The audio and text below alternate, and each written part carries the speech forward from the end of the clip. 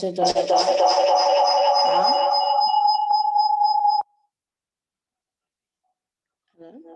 Unmute it, you mean?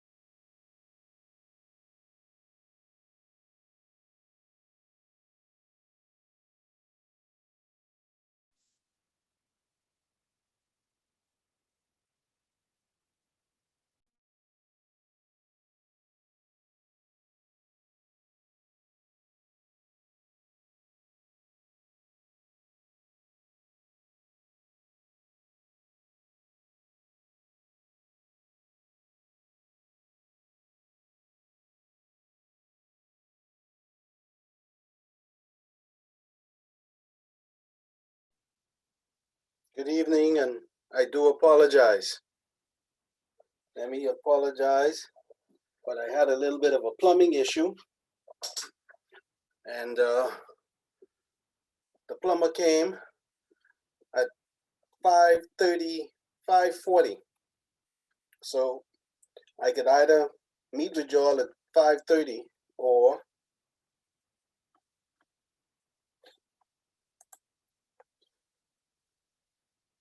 okay,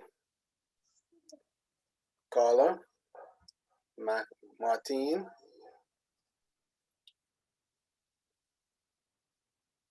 So again, let me apologize, but I just had a plumbing issue, and the plumber.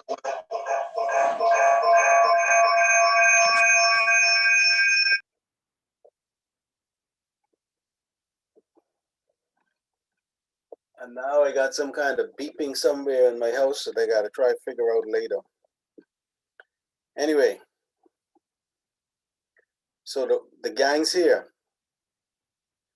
And I do again apologize for coming on late.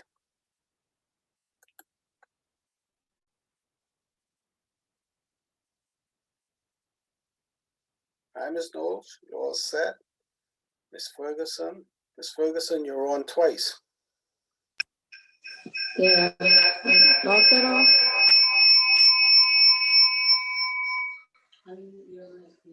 Okay.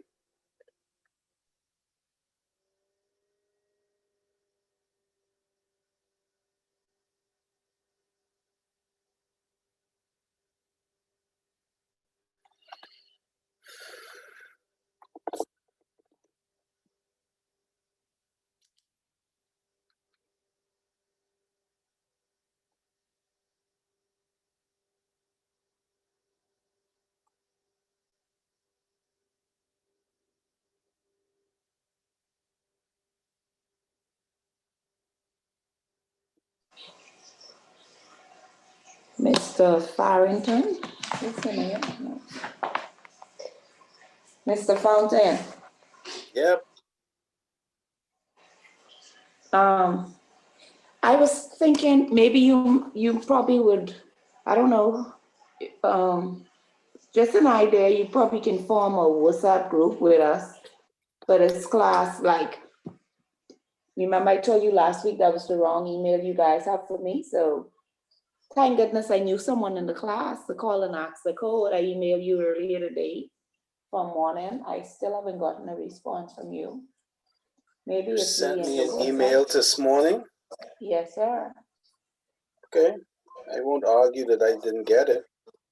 Yeah, or I don't know, maybe if we have a WhatsApp group, at least we'll be able to get to one another quicker, or I guess it's. I don't have a problem with a WhatsApp group, right? I would encourage it amongst all of you because it would make it possible for you to be there, but to make it easier for you to get certain things. Okay.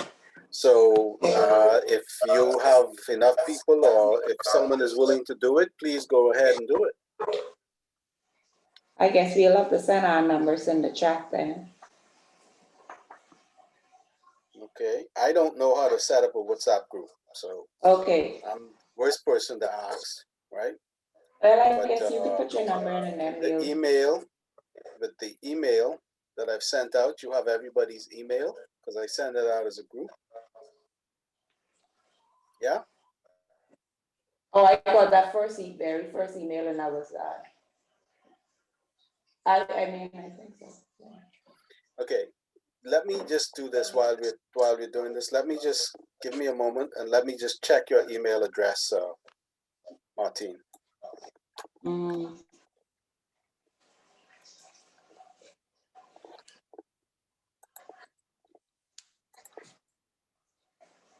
What's guys the shame and it is for you?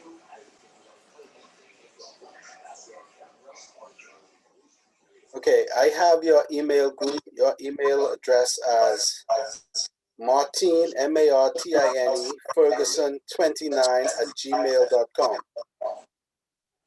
Yeah, you have it, but I guess BIFS has it in wrong, like what you had last week, because I saw the email that was sent out this afternoon, and it has the wrong one in it. Okay, so what we need to do is we need to tell Mr. Pratt that he has the wrong email for you, right? Okay. Did you get an email from him, or were you able to get an email? No, I didn't get anything from him. I had to call someone. Okay, so I will send that email on your behalf to him. Okay? Thank you. Thank you.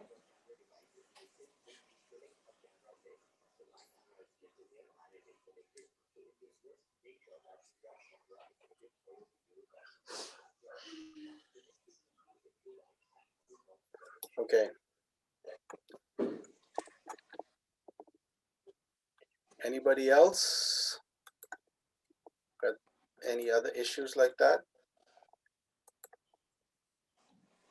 No? Anybody? No? Okay. So first, let me tell you how this test is going to work. All right? I always get your attention when I say test. Right, Carla? Okay. So I am going to send you an email, right? At about probably about 5 minutes to 8. And in the email, the test is attached to the email. Okay? Yeah? All right. Once you get the test is in a Word document. You can answer the questions, right, on that document, right? You can just type in one and then just type in your answers, all right? Or you can do a separate Word document if you wish. Yeah? After you finish it, right, just email the test back to me, right? And that's it. I give you, the test ends at 8:30, and I give you an extra 5 minutes to get it back to me. Now, if you have some issues or so forth, I don't go anywhere until I get all the tests back, right? So you can call me up or you can speak to me on the Zoom because I'll stay on Zoom while you're doing the test, okay? Everybody got it? Yes. Sure. Okay. All right.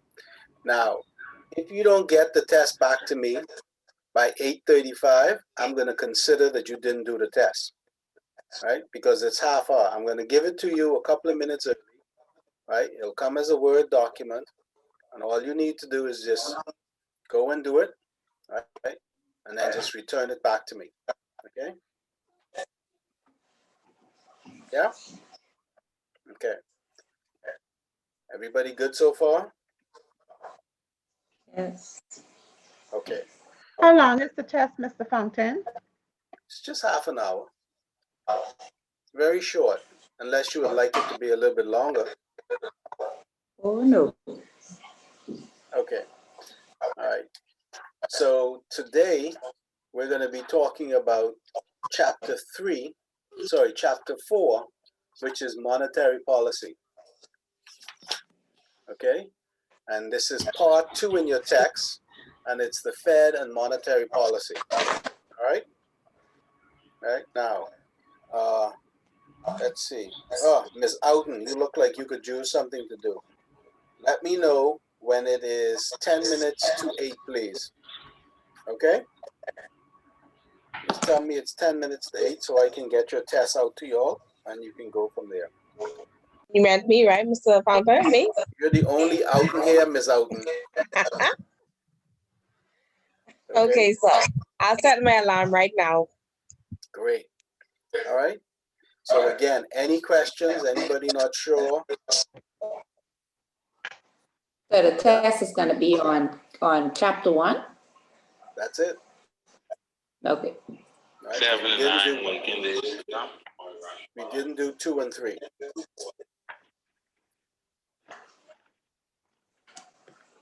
Okay.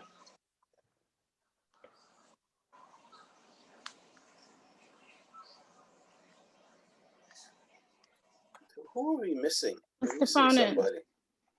Yes. in the Russell. book, monetary policy is chapter 5. So does that mean we're not doing chapter 4? Let's just see. It says part 2, the functions of the Fed, and then it goes to monetary policy. Mine's So under we chapter do 4. Mine's under chapter 5. Monetary policy under chapter 5 in my book. okay, but chapter 4, functions of the Fed, we're going to do that. Okay. Right? Because we need to do that because we have a central bank in the Bahamas. Right? Okay. And as you all know, the central bank doesn't set interest rates, does not set the prime rate. Okay? And after we've done that, we'll be doing chapter 5, monetary policy, and chapter 6, money markets, and then chapter 7, we do some bond markets. Right? We don't do chapter 8, bond valuation. Okay? All right, so I'm going to share my screen now, and we'll start the lecture. Everybody good? Yes, sir.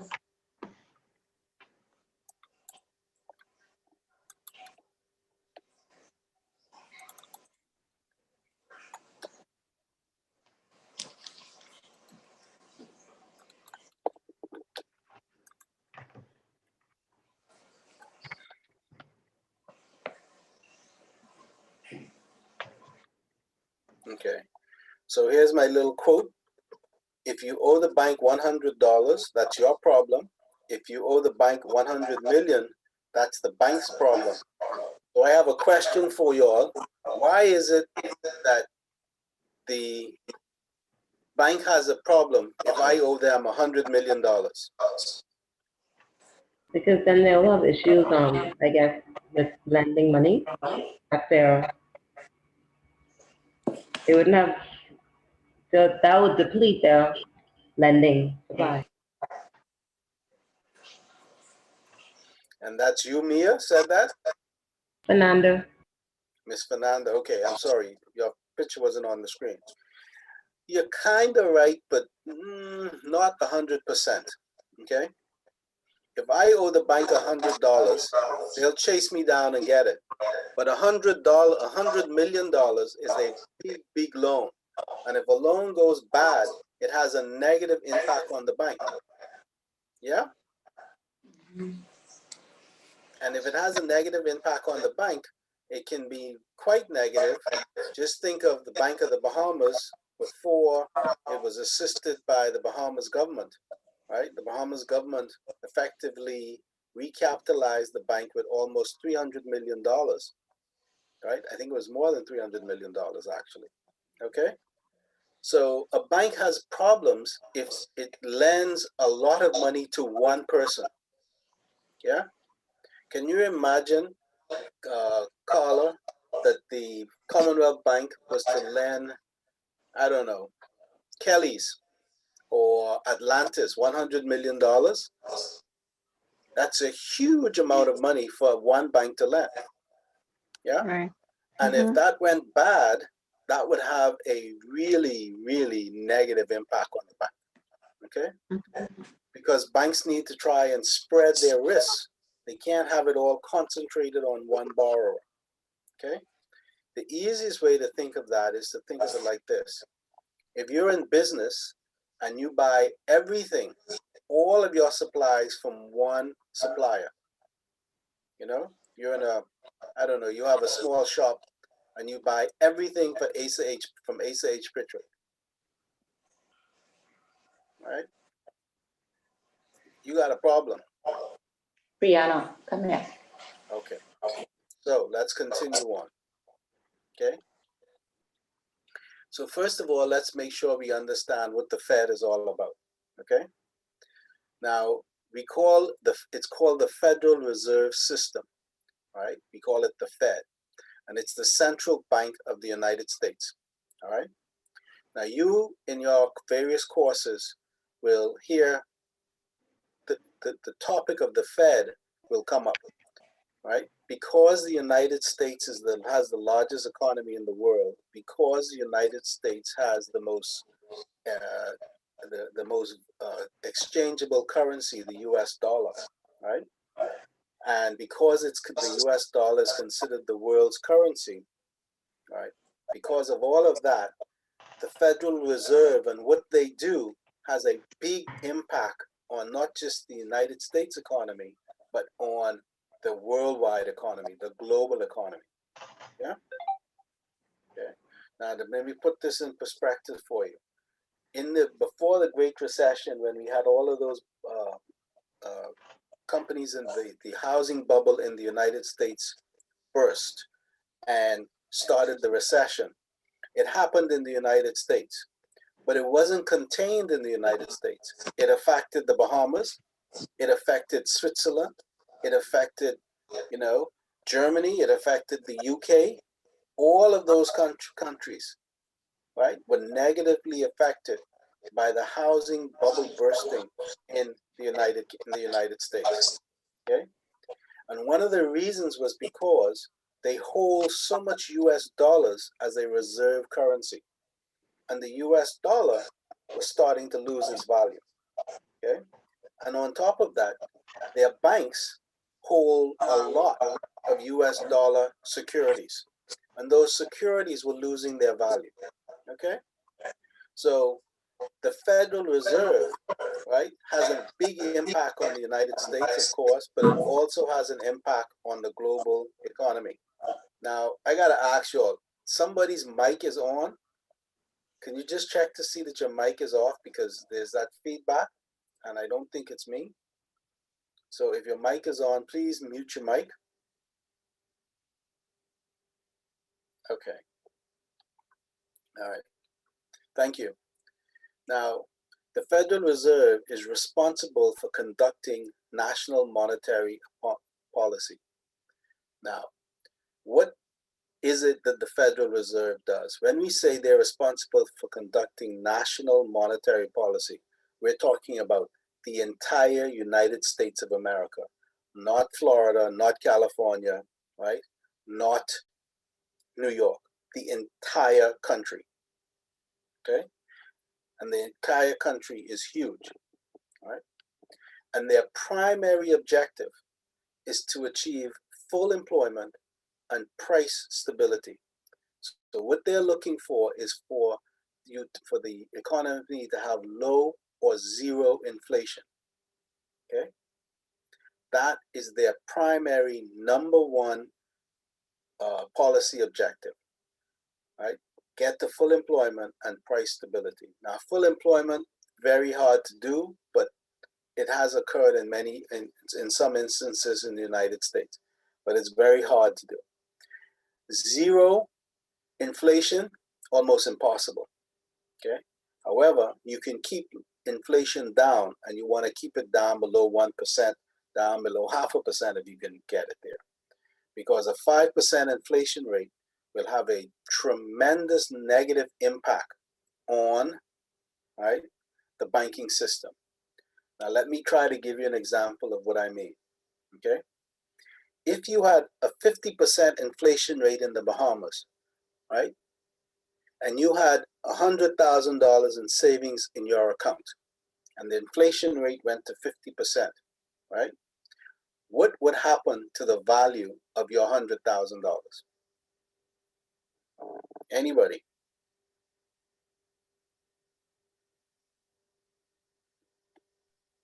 The value would drop, the dollar value drops. The value of the dollar would drop to 50%. It would be, your 100,000 would only buy the equivalent of $50,000. Now you just imagine, right, that you have an inflation rate that is a lot less. That's a very dramatic example, but that's what you have in the United States. Okay. That means that in the Bahamas, the prices of everything that we imported from the United States, right, would go up. And our currency would also have lose value because our currency is tied to the US dollar. You understand? So what happens in the United States has an impact on us, of course, but it has an impact on any country that uses a lot of US dollars or is strongly tied to the American economy. Okay? All right.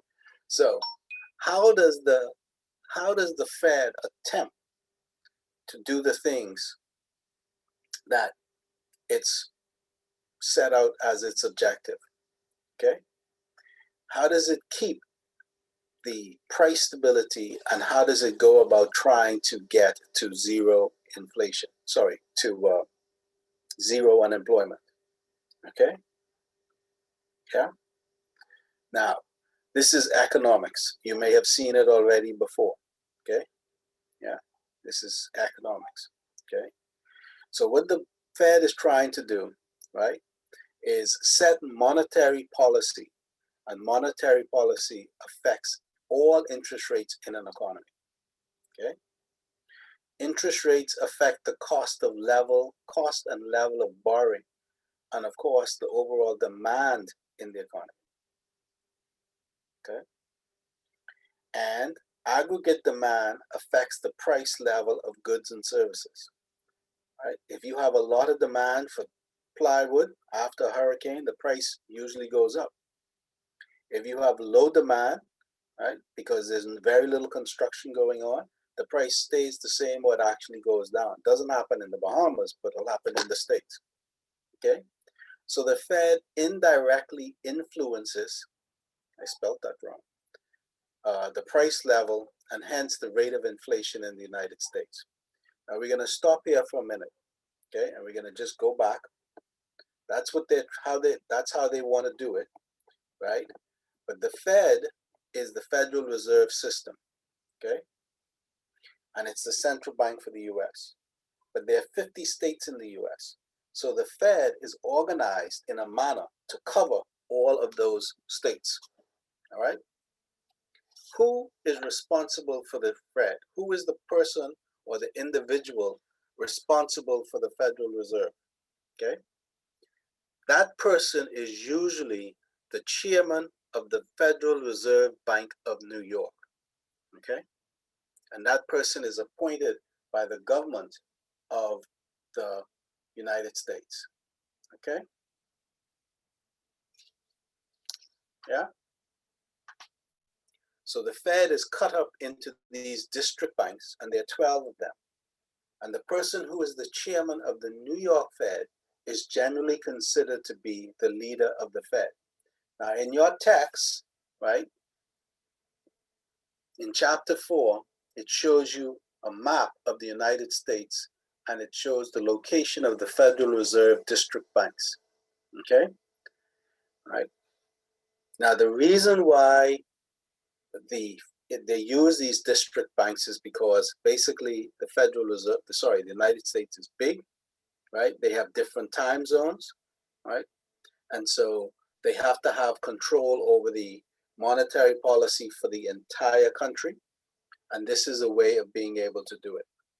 But because New York is considered the financial center of the United States, the Federal Reserve Bank in New York, or the district bank in New York, is considered to be the most important one, right? And other Federal Reserve banks will take their lead from them. All right? Okay. Everybody good so far? Right. Now compare that to the Bahamas. We're much smaller, even though we have a lot more islands. Okay. The center of our economy is Nassau, and the central bank of the Bahamas is based in Nassau. There is a central bank branch in Freeport, but that branch is pretty much a satellite, and it has very little independence from the main office here in Nassau. Okay. And they do not make any type of monetary or interest rate decisions at all. Okay, so that branch in Freeport doesn't get involved in any of the things that we're going to discuss, right, and how this works. Do you understand? Okay. Whereas in the United States, the other districts have an input into the final decision about any monetary policy, right? But that policy is usually that policy is usually communicated by the chairman of the New York Fed. Okay. All right.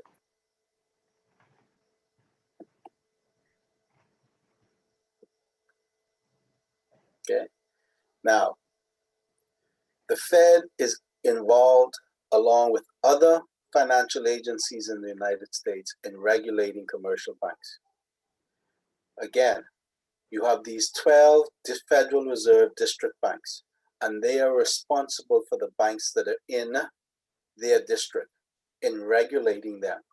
Okay. And one of the ways they can do this is it conducts regular inspections of banks and saving institutions with assets of greater than $50 billion, right? So their balance sheet is greater than $50 billion. Now that still means that there are a lot of banks in the United States and financial institutions in the United States, in particular savings and loan, that may be a little bit below that 50 million threshold. Okay, so what you have is the Fed taking responsibility for regulating commercial banks above that 50 billion threshold, okay, by inspection. Now, okay, now the other part of that is, even though you may be a bank with less than 50 billion in assets, the Fed will still be involved in your regulation, but they don't necessarily conduct inspections on the same number of times. Now let's put this in perspective.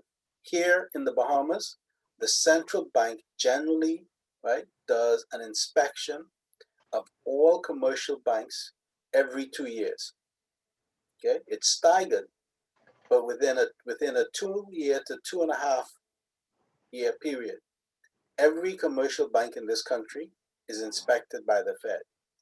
If you work in a bank, you may never see them because they're only going to be in the head office. Okay. Yeah. Now that's just to give you an idea of the difference in scale. Okay.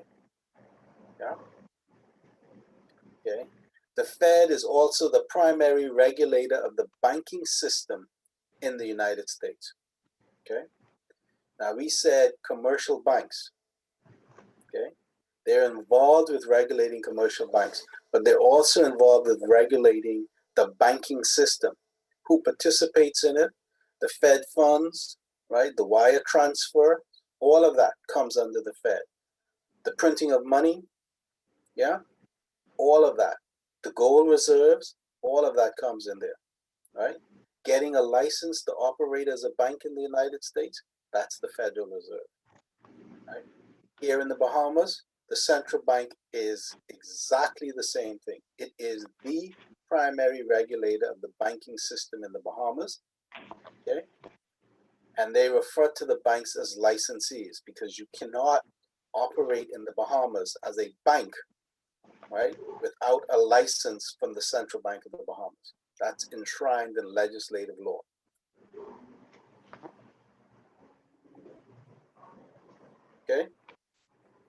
Now, I'm just going to give you a little bit of the organization of the Fed, okay? We talked about how they cover the whole of the United States with the 12 district banks, right? They are also composed, they also have the member banks that are part of the Federal Reserve System. Now, these are actually commercial banks. Then they have the Board of Governors, right?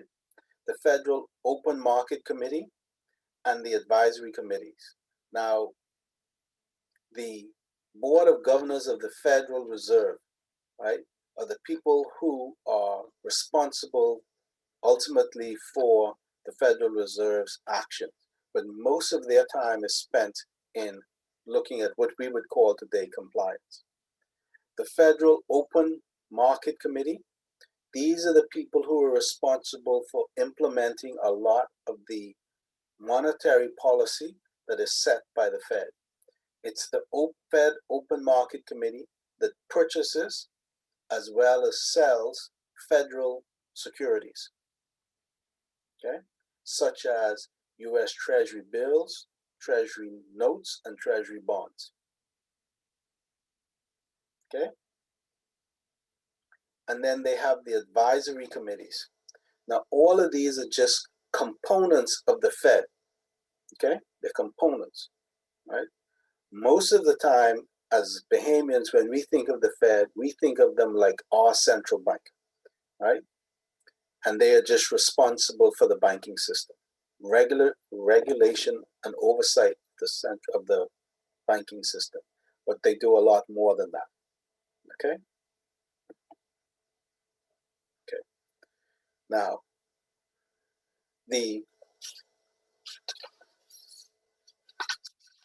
chapter 4 in your text goes into a lot more detail of these components of these, especially the Federal Open Market Committee, the advisory committees, the member banks, and so forth. We're not going to do as much of that, okay? Because we're more interested, because we're Bahamians and we are talking about our system as opposed to just the Federal Reserve, right? We're going to do more in how the Fed controls the money supply, okay? Now, basically, right, we have to first ask ourselves, what the heck is the money supply, okay? So somebody tell me what they think the money supply is.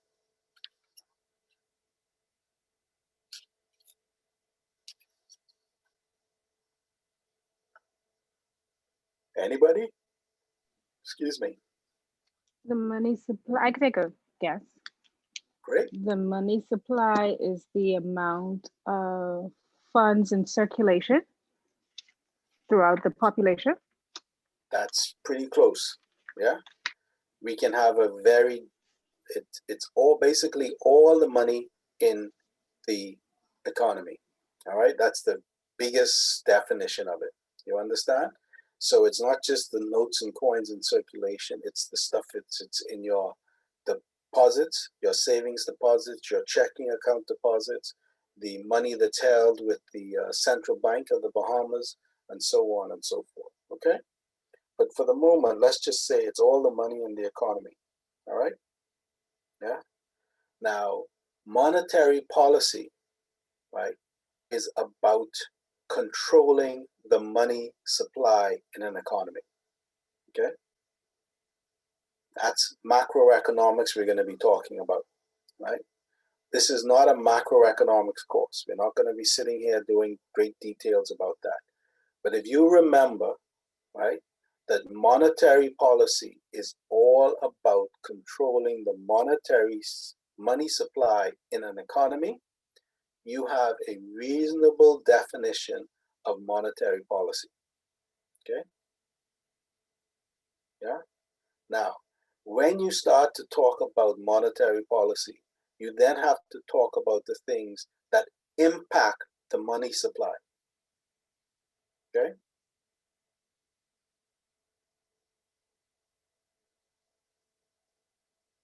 The Federal Reserve is responsible for money monetary policy. That means they're responsible for controlling the money supply. That means and implies that they have to have tools that will allow them, right, to control the money supply. Okay. Now, I can't stress this enough. This is simplistic, but it is a clear, very good way to look at monetary policy. Okay, you don't have to get all caught up in the supply and demand. Just get that right. All right. In our country, right, the central bank, right, is responsible for the money supply. Okay, they're responsible for monetary policy. Therefore, they're responsible for money supply. Okay. Now, because they're responsible for money supply, all the people that have an impact on the money supply basically end up sending some kinds of reports into the Federal Reserve or into the Central Bank of the Bahamas. Okay? Now, in our case, every bank here sends in daily, weekly, monthly, quarterly, 6-monthly, and annual reports to the Central Bank, right? And they receive information from the Central Bank on their activities, on the central bank's activities, as well as information about the money supply. Okay? Now, I want you to understand that the information is just what is sent in. It's sent in for monetary supply purposes, but is also sent in for regulatory authority purposes, right? We're going to just, at this point, we're just going to be concentrating on the money supply stuff, okay? So, if you want to control the money supply or attempt to control the money supply, the tools that you have are what we call open market operations, right? And if you go to your text in chapter 5, page 101, exhibit 5.4, right?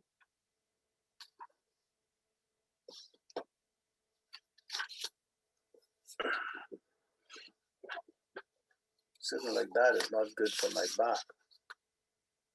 Okay? You will see a diagram of, right? A diagram of how monetary policy can affect economic conditions. Now, this diagram is really, really good, right? Because it's simple, but it is very effective. Okay, so I'm going to walk through it. If you have the text, right, and you have this diagram, we're going to just walk through it. Okay, right. So the diagram talks about how monetary policy can affect economic conditions, right? And the first, it says a stimulative monetary policy. So what the stimulative? It isn't showing on the screen. I'm sorry? It isn't showing on the screen, the diagram. I don't have it on the screen. It's very difficult to get that on the screen because it doesn't come out very clear. I've tried it. That's why I have to tell you where it is in the text. I do apologize. I wish it was on the screen. Which if you know how I could, in my book, it's chapter 5, page 102. This you said this the exhibit on how monetary policy affects financial condition? Economic conditions, yes. Economic conditions? Okay, I'm wrong one there. It's exhibit 5.4. It says stimulative monetary policy.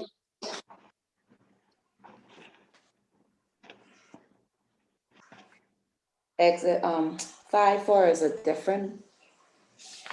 What does it say? 5.4 here says effects of an increased money supply according to rational expectation theory.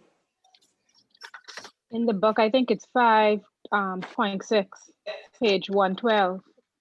Okay, try 5.6. Once 5. Okay. Yeah, 112, 5.6, sorry. Thank you. Okay. Thank you. Okay. So everybody's good with that so far? Okay, so we're gonna just walk through the screen. Sorry, walk through this, right? So this is a stimulative monetary policy, okay? Stimulative monetary policy. That means the Federal Reserve is trying to stimulate the economy, right? So we call it a stimulative monetary policy, yeah?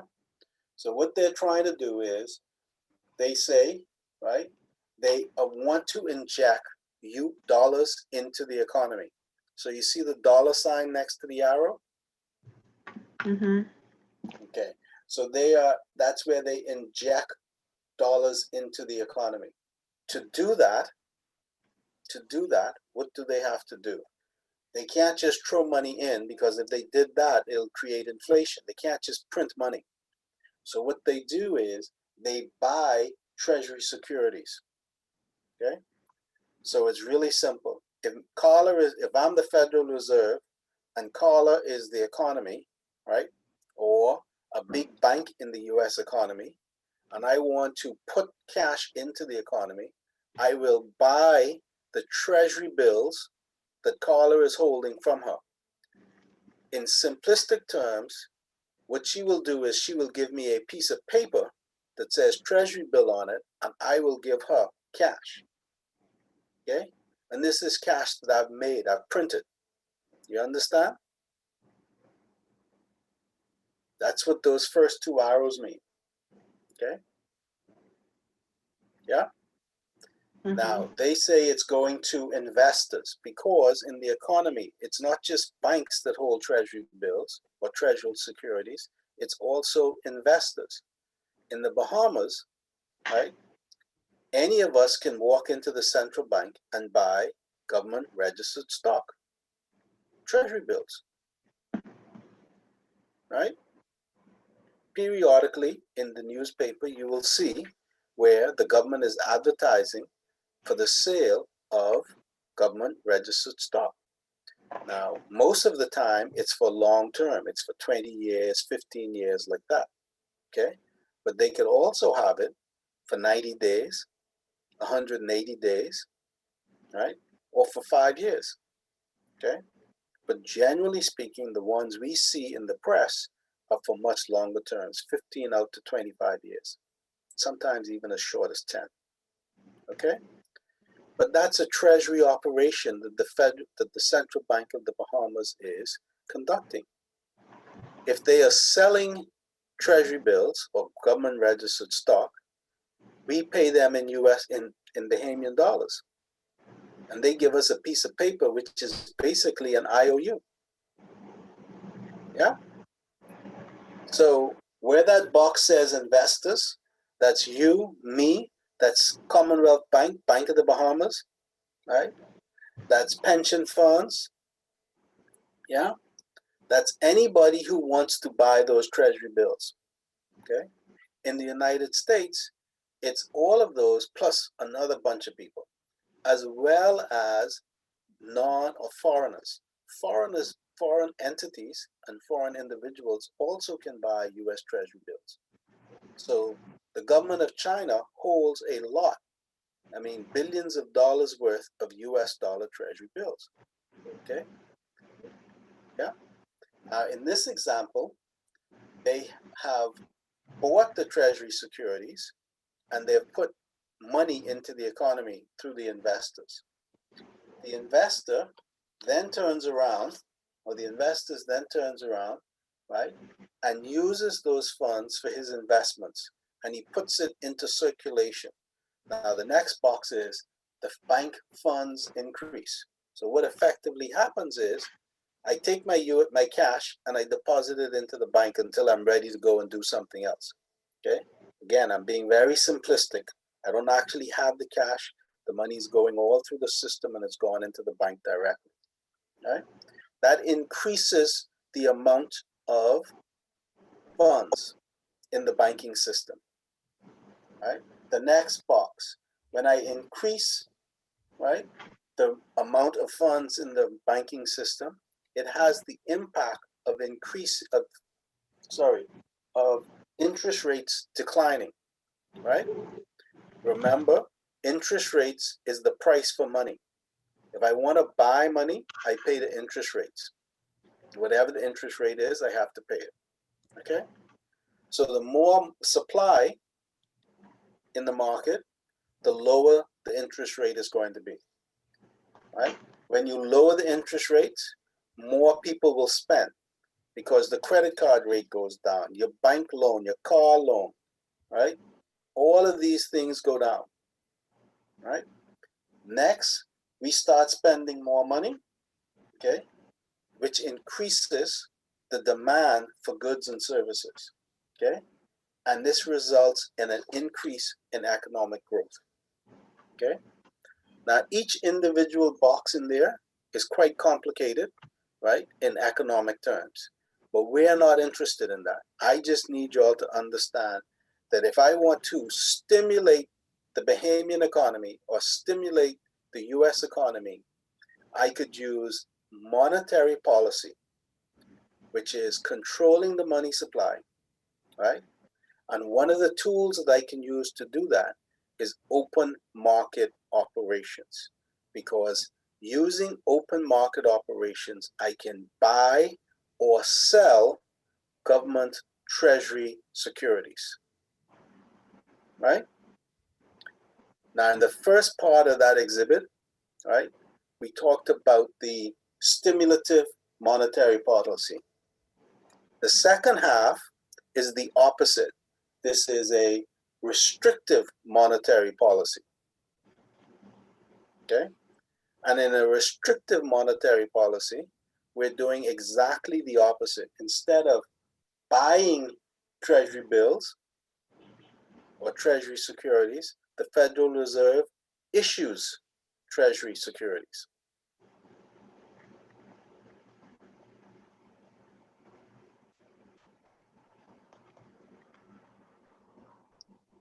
Since they issue treasury securities, right, they now take money out of the economy.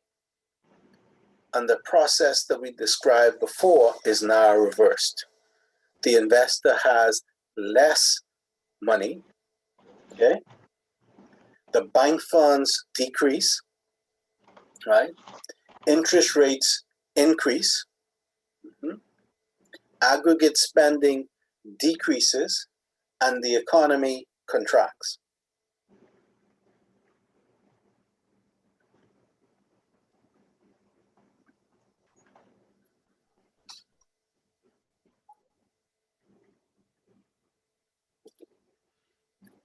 Everybody good with that?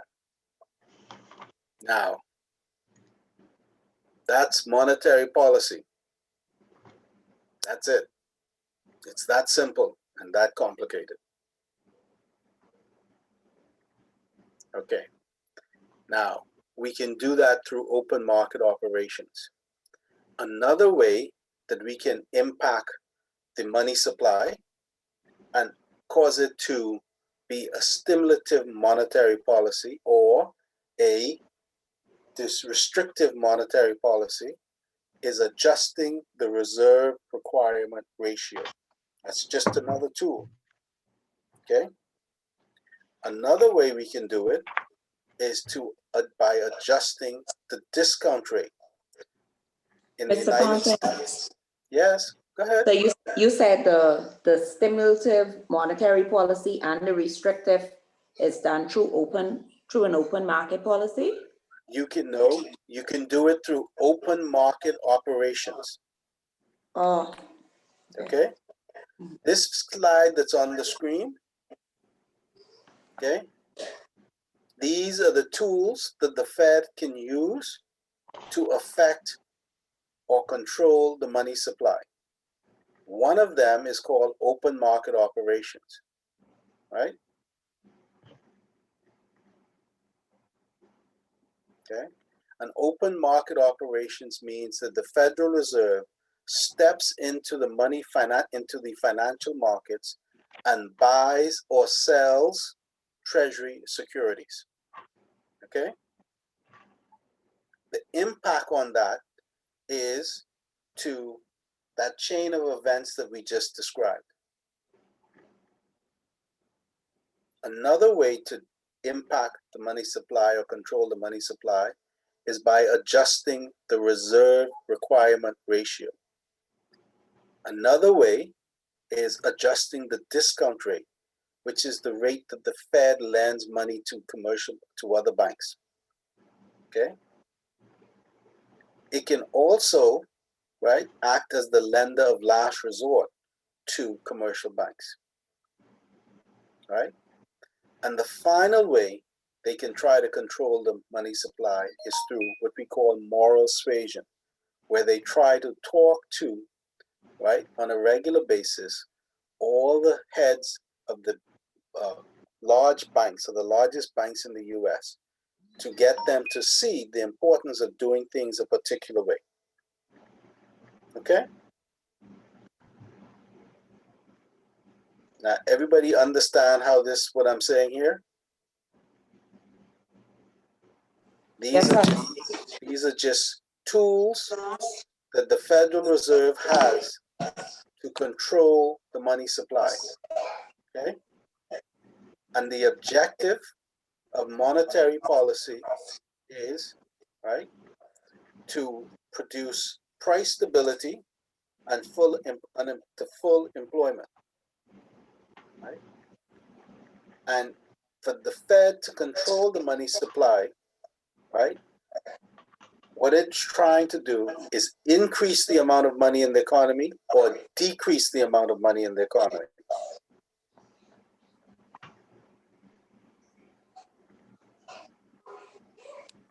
Okay?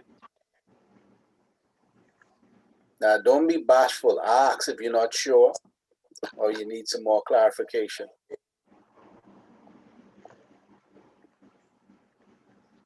Sorry, Mr. Fontaine. I just joined the class. I worked late. I am completely lost. Is there a way that I'd be able to catch up the first part of it that I missed, or You will be able to catch up if you read chapter 4, and we're now going on to chapter 5. We didn't do much on chapter 4, but that's the Federal Reserve Organization. Just sit in and you'll be fine. Just give yourself a chance. Okay? Okay, thank you. Okay. So now we're going to talk about adjusting the reserve requirement ratio. Okay? Everybody good so far? This is another way to control the money supply. All right? Now, the reserve requirement ratio is, by definition, the amount.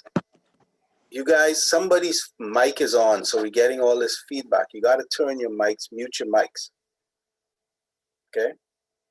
If we want to adjust the reserve requirement ratio, we first have to ask ourselves, what the hell is the reserve requirement? Okay? So let me ask any one of you all, what is the reserve requirement? You can use the Bahamian economy as an example. It's not a problem. Anybody?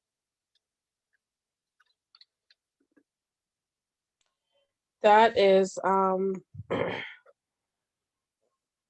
monies that the bank must reserve from their deposits.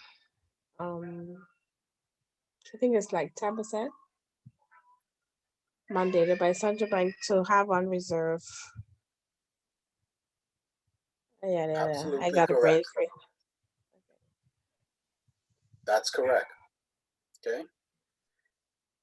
The central bank mandates that every licensee, right, every member of the Fed, every bank, right, in the United States must maintain a reserve requirement. Okay, and we refer to that as the reserve requirement ratio. A certain percentage of the total value of all of their deposits must be held with the Federal Reserve, and you can't touch it.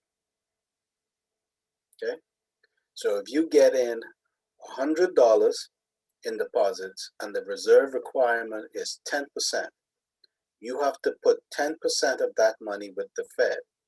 You earn no interest on this money, and it just sits there. as exactly that, a reserve. Okay? And the 10% we refer to that as the reserve requirement ratio. Okay? We have the exact same system in the Bahamas. The central bank imposes on every licensee in their jurisdiction a reserve requirement. It is different for offshore banks than for commercial domestic banks. Okay? Now let's assume that it is 10% again. Okay? That means for every $100 in deposits held by Scotia, First Caribbean, Royal, Fidelity, Commonwealth Bank, Bank of the Bahamas, right? They have to keep $10 in the central bank, and it's non-interest earning. Okay? Everybody good so Mr. far? Fountain, Mhm. yes, I have a question. Well, I don't think it's a question, but I guess it's just out of curiosity with certain banks when they have, I guess when they're too liquid, if that makes any sense. Sure. Mhm. Ooh, I know that they, okay, let me just get it out. I'm thinking, then you could correct me or say so. But I know that with certain banks, when they're too liquid, they would charge customers for their deposits. Is that like a deterrent? I don't know if that makes sense, but is that a It tactic is. that they It's use? making sense. You just got to think about how you're saying it. But you're right, Yeah, I'm right? trying to figure out. I'm trying to make it make sense as I say it, but Okay. Well, it's here's the thing. If a bank is too liquid, that means in Bahamian parlance, that means that the bank has too much deposits. Okay? And it can't lend the money out quickly enough. Yeah? Make sense?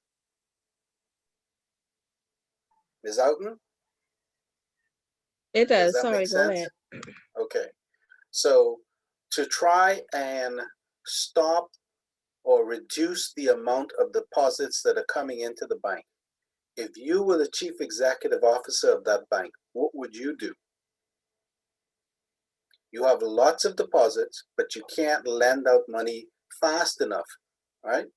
And you don't want to have any more deposits, right? You want to discourage people. So what would you do as the chief executive officer? Charge to make deposits. Try again. You Why do I put said my money? Why do I put my money into the bank as in deposits? What's the benefit to me as your customer? save to earn interest. What? To earn Now interest. you're getting close. You're getting real. That's exactly right. Right? So if you want me to stop putting money in your bank, what would you do? Lower the rate for interest earned. Absolutely. And keep lowering it. So, and anyone can answer this if you work in a bank, right? Does your bank want to have lots of deposits, especially fixed term deposits? No. How do you, okay, why do you say no? I'm talking Because about the banks today. that means we pay more interest out than we actually gain from loans. No, we won't pay out more. We ain't never gonna pay out more than we gain from the loan. But No, we but would I pay meant more interest. The rate on the deposit would be higher. Hey, right. So that means we'll be paying out. so hold on. So if I wanted to put $100,000 into a fixed deposit for 90 days at any bank in the Bahamas, Bahamian dollars, what sort of rate would I get today? But for that amount, for 90 days, you normally pay like 1.25%. 1.25%. 1.25%. Yeah. Ms. Cartwright, you're in Scotia Bank. How much you think y'all is paid for $100,000 for 90 days? Maybe 0.02. Somewhere around 0.02. there. That's pretty low, isn't it? Yes. Right?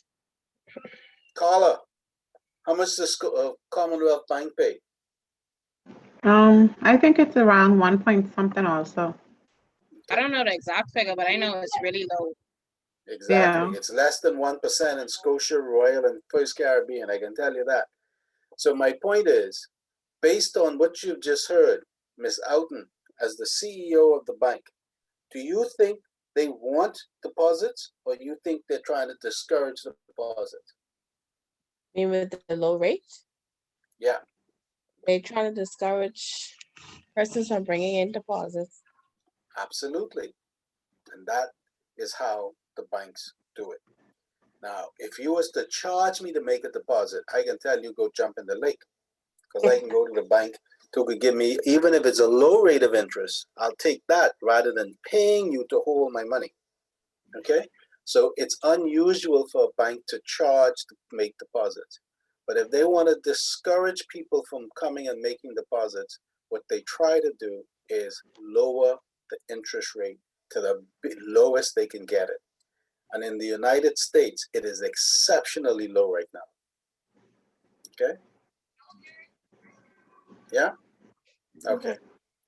So we're going to go back to the reserve requirement ratio.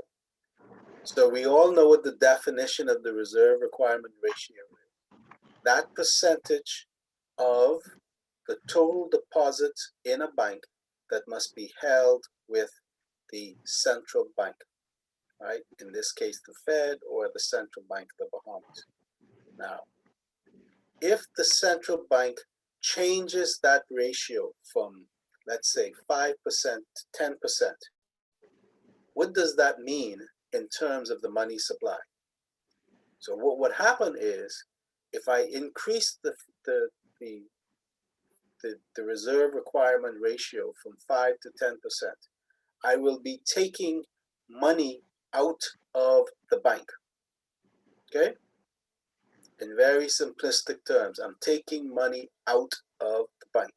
So look at my your diagram 5.4 or 5.6, right? If I'm taking money out of the bank, right, I am effectively doing what? I am doing a restrictive monetary policy. See it? Because, right, when I take money out, bank funds decrease. I don't have an investor anymore, but the bank funds decrease because the bank has less money. Yeah? Everybody see that?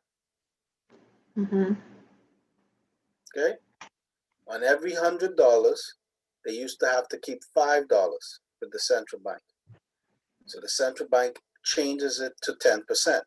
So now on every $100, they have to keep 10%, $10. So that means that the banks have less money.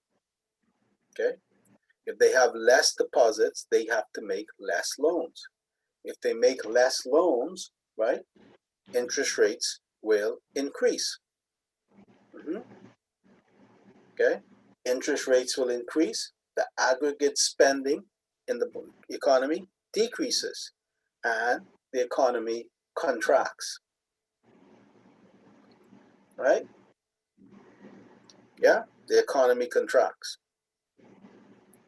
If we do the opposite, if we go from 10 to 5, it's an expansive or a stimulative monetary policy that the Federal Reserve is trying to do, or the Central Bank of the Bahamas is trying to do. By lowering the reserve requirement, they are injecting funds or allowing more funds to circulate into the economy. You understand that? So now we're back up to the top one, but instead of using investors, we're dealing directly with the bank funds. Ms. Knowles, you following me? You look like you're having some issues. Ms. Knowles, Colette? Are you following me? You look like you're Yes, having some sir. issues. Okay. No. Okay, that's fine.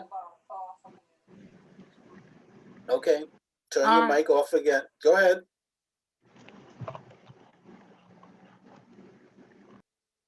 Okay. Another way that the Fed can influence or control the money supply is by adjusting the discount rate.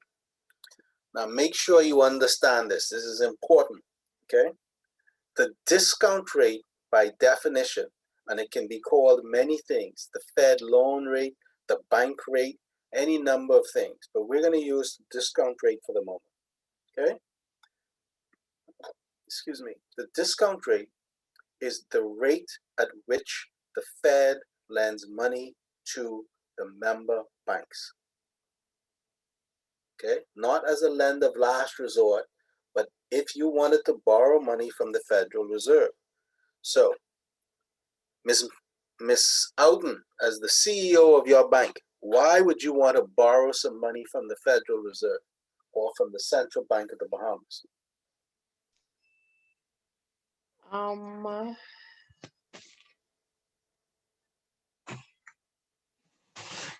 I know the answer to this question, but I don't know it right now. Does that make sense? No, it don't. Does Okay, your colleague from the Bank of the Bahamas can help you out. Ms. Delaveau?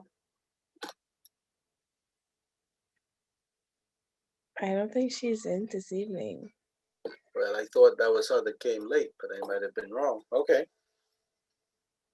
Somebody else help out Miss Outen. Why, as the CEO of the bank, would she want to borrow money from the Federal Reserve or from the Central Bank of the Bahamas?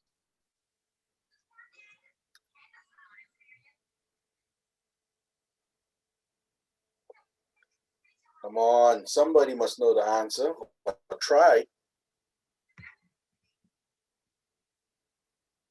Ms. Russell? From the bank standpoint, Yeah. I don't know, maybe they would want to issue more loans. Okay. Yeah. Like, That's well, can Or I maybe guess? maybe to meet their reserve requirements if they Yeah. didn't. absolutely Absolutely, to meet the reserve requirement. to meet their reserve requirements. Okay.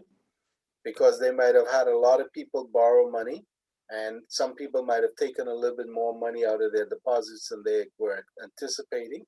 So they may have a shortfall. So they borrow the money from the Fed. No problem. Right? So no problem. Okay. So banks borrow money from the Federal Reserve or from the central bank. Happens all the time. There's nothing wrong with it unless you're doing it all the time, then that's a problem. But if you're doing it once in a while, to cover your shortfalls, it's okay, right? The rate at which you borrow that money is called the discount rate, okay? Now make sure you understand. If I want to borrow some money from Miss Ferguson, right? The two of us will decide or agree on the interest rate, okay? Yeah? The two of us will agree on the interest rate. But if a bank wants to borrow money from the Fed, right? The Fed sets the interest rate. The Fed says, I will lend that to you at 5% or 2% or 0.25%. Now, they're not going to try to gouge them, but it's not like, well, you really got much choice. Okay? So the Fed sets the rate. Now, the bank will have some input, but it's not a negotiation and I'll go somewhere else, because you don't have that option sometimes. Okay? Now, the reason I make sure to say that to you is because this discount rate that the Fed sets, right, is usually fixed and can be fixed for a long time. It can be fixed for months, it can be fixed for years. Yeah? Right? And if you want to borrow the money, that's the rate. End the story. There's no negotiation beyond a certain point, right? Okay. So unlike me borrowing money from Martine, when me and her are gonna negotiate and argue a little bit, no, that's not gonna happen. The Fed is going to say, you want to borrow $5 billion for 15 days? The rate is 3%. Done. Take it, don't take it. Okay? So, Mr. Fontaine, Yes. when is it paid back? At what Well, point is it paid back? it's a loan, right? Right. So if it's a loan, it has to have what? A maturity, right? Okay. All right then. So Yeah. whatever the maturity is, whether it's 1 day, 20 days, or 3 months, usually it's Okay. not 3 months. It's usually, overnight, maybe out for as far as 30 days, but that's about it. You don't see it for much longer than that. Okay? All right. Now, if the Federal Reserve sets that rate, then they can tell the banks, right? The same thing the bank tells us. When rates are high, the bank telling you, well, if you want the money, you have to pay a high rate. Okay? Because I I don't have a have a lot of question money. though. Go I have on. a question. So the Federal Reserve, they pretty much sets the rate for the member banks to say they have to deposit 10% in reserve requirement, right? Right. So if the member banks are given their 10% and they run short, they run short on funds for some reason and they have to borrow this money back. Why would they have to pay it back if that's like their 10% they given? Okay. So when you borrow money, you don't think you got to pay it back? Yeah, but I given them this Hold 10% on. though. No. Hold on. If you borrow the money, right, you got to pay it back. That's the first thing. Right.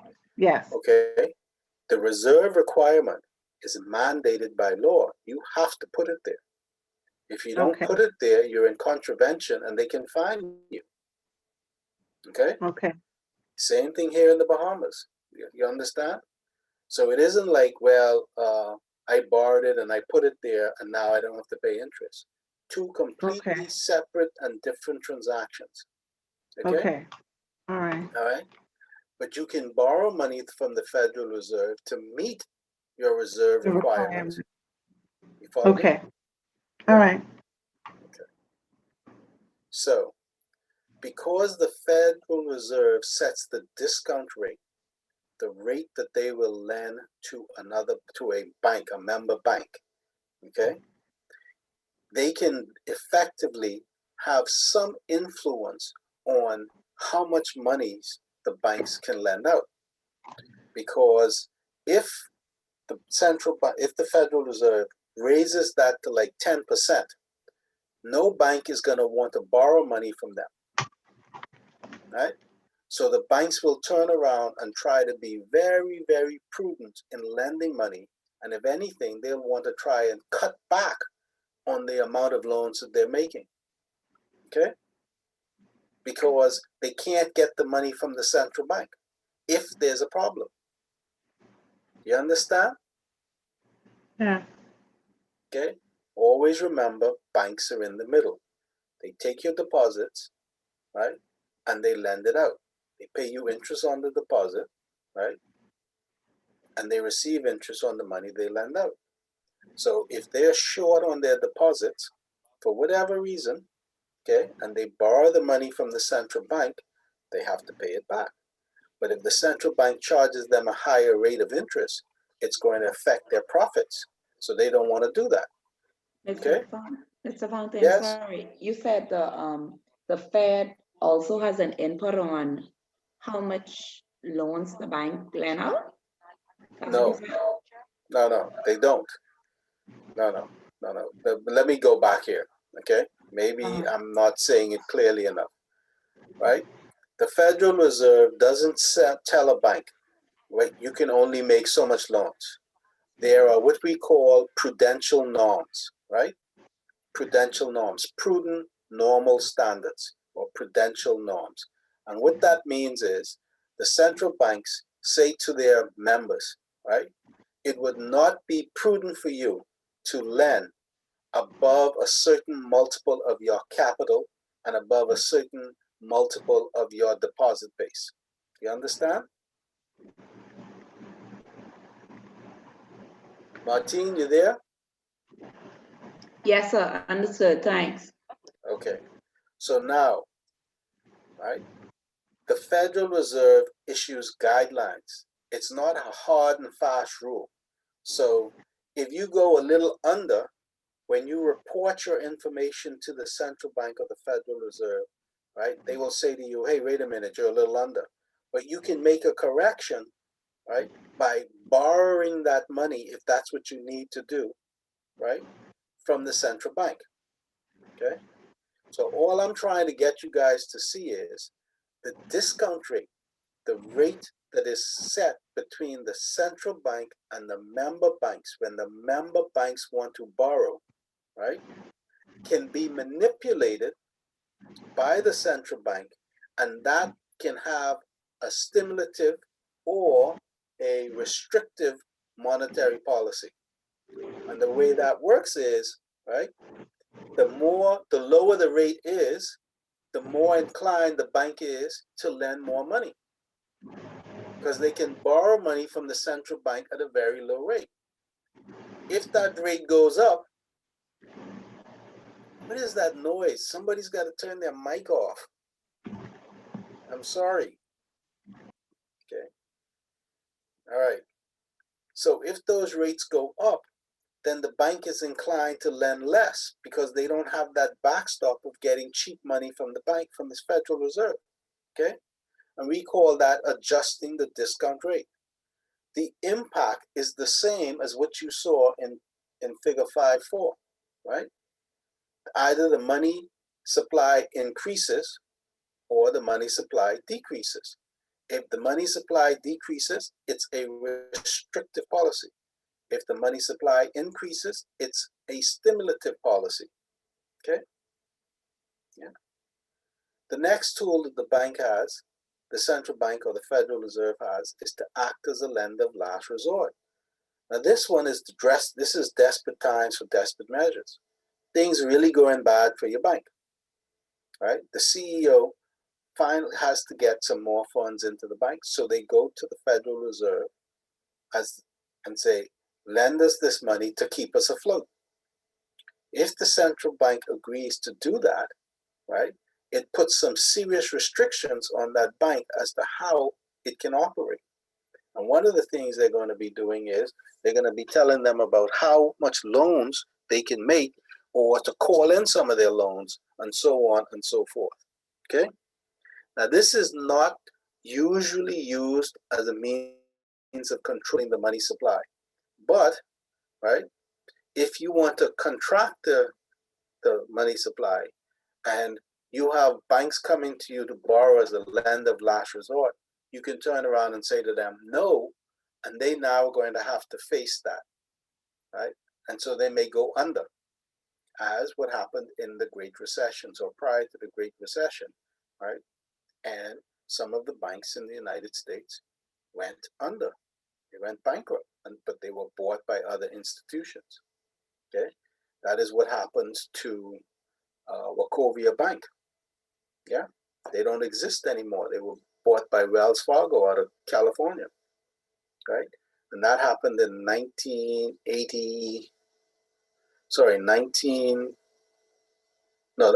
2007, right? 2008, okay? The last tool that the Federal Reserve has is called moral suasion. And this is where I say talk, talk, talk. Now it's easier to understand this one in the context of the Bahamas Central Bank. Approximately once a month, the Central Bank of the Bahamas has a meeting with the heads of all the commercial banks in the Bahamas. And approximately once a month, it has a meeting, right, with the representatives of the offshore bank and trust in the Bahamas. Okay. Now the way it's done is that meeting is not an invitation to an individual chief executive. The meeting is to the members of the Commercial Banks Association, or to the AIBT, which is the Association of Investment Banks and Trusts in the Bahamas. Okay, and if you are a member, right, you are invited to attend that meeting.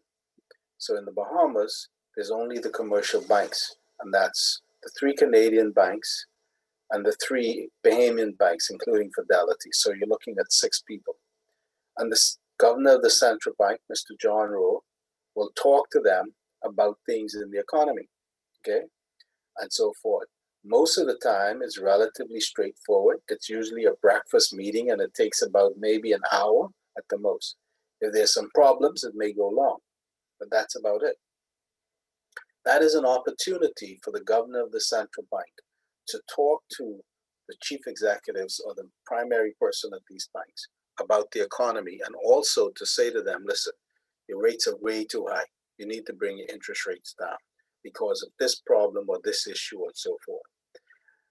They cannot force the banks to do that, to do anything, not in those conversations, right? However, if they feel strongly enough about something, they can tell the banks that this is what they're going to be doing so that they would be prepared, right?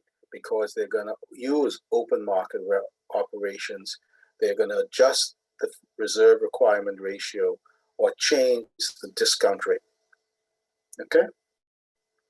Now, do you appreciate what I'm saying about how the Federal Reserve, and this is again in very simplistic terms, how the Federal Reserve can control the money supply? I need an amen from all of y'all. Starting with you, Angelique. Angelique, I got that right. Angelique. Ms. Cartwright?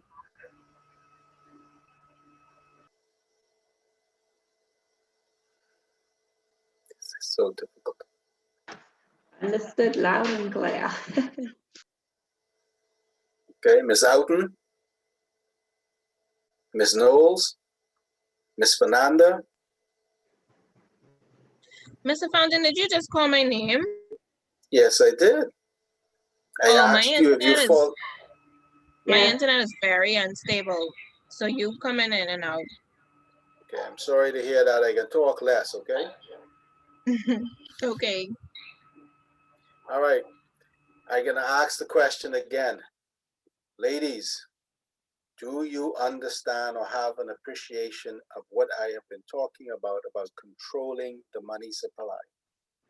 Yes. Yes, sir. Okay. Yes. Right. Now, Yes. we have done this in the context of the Federal Reserve in the United States, but I keeps using the Central Bank of the Bahamas because they use the same tools. They have the same tools. All right? Okay? All right.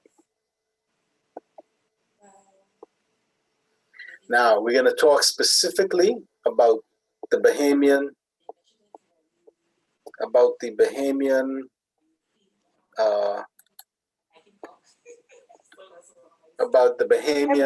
financial system. I'm sorry, what was that? No, my Wi-Fi, I had to reset my box, so it just came back in. Sorry. That's no problem. Okay.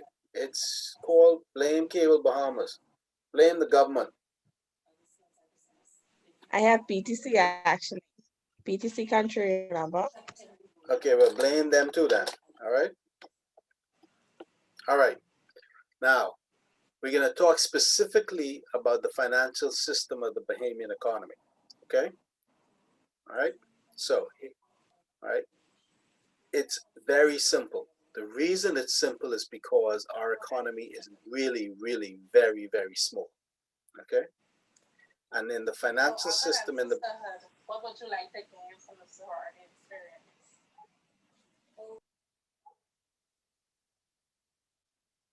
is someone asking me a question or saying something, or that's just background noise? That question about sisterhood?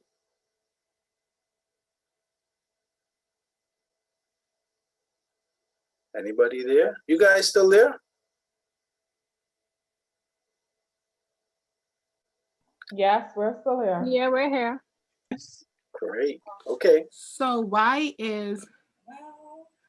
would you consider RBC, CIBC, First Grid, and Scotia? Okay, I see. Oh, never mind. Never mind. Okay. No problem. Now, this is not in your textbook, obviously. Okay.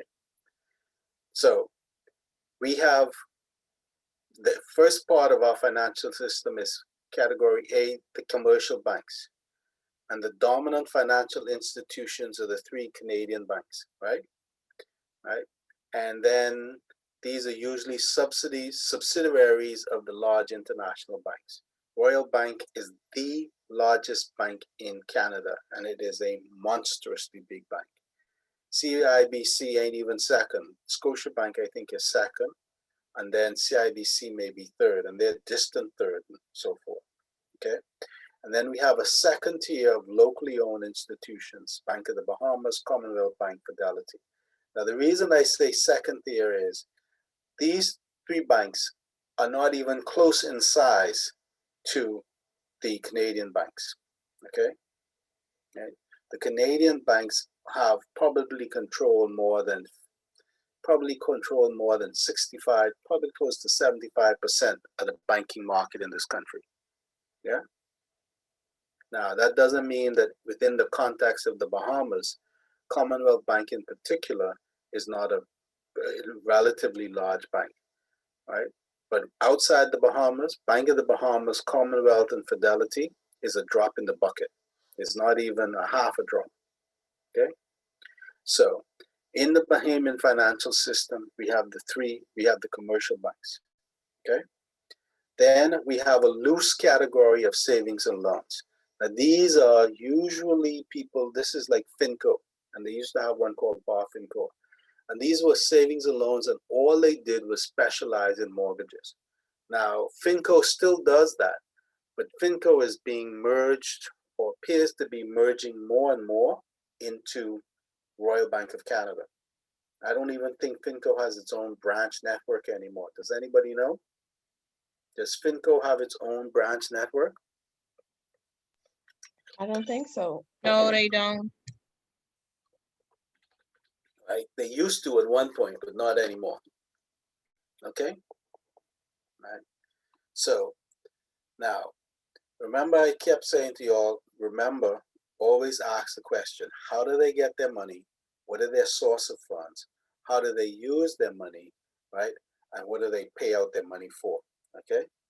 So we have the savings and loans, and their funding consists of deposit liabilities, and borrowings from commercial banks. And they are most of their assets, uses of funds, are in home mortgages and some consumer financing. I think Finco, you can get a card from RBC Finco, right? A credit card, that is. Okay. Then the next category we have are local insurance companies, right? Now, we have in the Bahamas,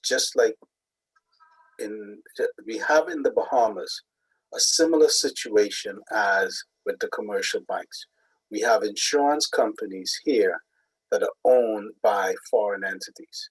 Now, over the last 15, 20 years, that the amount of foreign ownership has decreased considerably, okay? So most of the insurance companies now are local insurance companies, okay? These are the guys who insure your life as well as your property and casualty, okay? So if you think of a local insurance company, a big one would be Colina, right? They do Colina life insurance as well as property and casualty. Family Guardian, they do mostly life and health, okay? I don't think they do property, but they may as well, okay? But they do mostly life and health, all right? And then, who else is there? J.S. Johnson, but J.S. Johnson is more a broker than an insurance company, an insurance carrier, okay? So J.S. Johnson, and all three of those companies are owned locally. And all three of those companies are actually traded on BISX. Okay. Now, when I first came back to the Bahamas in 1986, 87, right? Come here. There were maybe 2 or 3 locally owned companies. FarmGuard was one of them, and the other one was J.S. Johnson. Okay, they were locally owned, and then there were the companies called Imperial Life, Dominion Life, and these were all foreign companies. Imperial Life was out of Canada, and Dominion Life was out of the UK, and they had subsidiaries here in the Bahamas, and they provided insurance policies. Okay, that has changed dramatically. Most insurance companies in the Bahamas now are owned by Bahamians. There is some foreign ownership, but they are not necessarily the dominant partner or having the largest percentage of the shares. Okay. Now, the next thing is, even though these are the 3 main components of our financial system, commercial banks, loose category of savings and loans, and local insurance company, they all invest in government securities. Okay. Now, if you look back to the exhibit 5.4 that I talked about, right? One of the things in open market operations was the government, through the Central Bank of the Bahamas, right, or the Federal Reserve in that example, will buy and sell government issued securities. Okay? And the biggest buyer of government issued securities in the Bahamas are these 3 categories in our financial services industry. Okay? Credit unions are also a part of this, and they fit more in this section here. Sorry, wrong one. Here, they fit in category B. The credit unions would be in here. Okay? The biggest credit union in the Bahamas is the Teachers and Salaried Workers Union, and it is small. Okay? In absolute dollar terms, in terms of total assets, it's small compared to Commonwealth Bank or Fidelity Bank. Okay? So they would fit in category B. But all of these buy government securities. Because they buy government securities, right, then the central bank can impact the money supply through them by buying and selling those government securities. Do you understand? You guys follow me here? Yes. Yes. Okay, thank you. Okay, thank you. Okay. The next big player in our financial system is the National Insurance Board. Okay. Okay. They are the biggest player because they are funded by our contributions. Okay. And it's mandatory by legislative law. Okay. And the National Insurance Board is considered to be the major mobilizer of domestic savings. Okay. Now, if you work for 1 month, how much money do you think you would put into national insurance? Now, you would have your contribution, and then you would have the contribution from your employer. Okay. So now let's just say that works out to be $100 a month. That's $100 times 12, right? That's $1,200 every year. Okay. Most of you have been working for greater than 5 years. Most of you all have been working about 10 years, let's say. So let's say 10 years. So 1,200 times 10, right? That's $12,000. Okay. And there are 10 of you all in this class, right?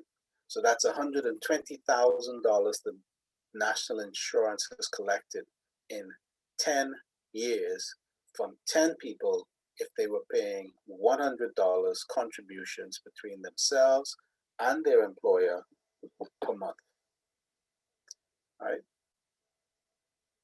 Now, how many people work in Bank of the Bahamas, Commonwealth Bank, and Scotiabank? Somebody take a guess. How many people work in Commonwealth Bank? Roughly 500, 550. 500? Nah, that's a little high. Probably closer to 400. Right? All of the banks employ around 300 to about 450 maximum in the Bahamas. Every bank. Some will be a little lower, but they're right in that kind of range. And every one of those employees, right, pay national insurance every month. So how much money does national insurance have after 1 year from all the banks in the Bahamas, or those 3 banks? You get an idea of the size of the contributions going into national insurance every year. Okay? And then expand that out to the hotel employees, then expand that out to the all the other financial services industry people, the insurance company, the credit unions, the other banks, yeah, the accountants, the lawyers, everybody. Okay, you see what I'm talking about? National insurance is huge. It's huge. What's the amount of our contribution now? It's about 9 or 10% now. Didn't they just raise it? Anybody know how much the contribution is as an employee? Yeah, I think they raised the ceiling to like 9% now. 9%. So 9% of your salary goes to national insurance. I got that mosquito. Okay? 9%. Okay? That's why we consider them to be the major mobilizer of domestic savings. That creates a problem, but it's a good problem, right? What do they do with this money that they've raised, right? All those contributions mandated by law that the National Insurance Board collects, what do they do with it, okay? They can't just pay it all out every year because they have a liability to meet my pension payments when I retire, and your pension payments when you retire, the death benefits when you die, the maternity benefits, right? As well as anything to do with your health or workers' disability or workers' disability, okay? So you can see that it's important that they have to invest that money into something. So what do you think they invest that money in? Anybody? I'll give you a hint.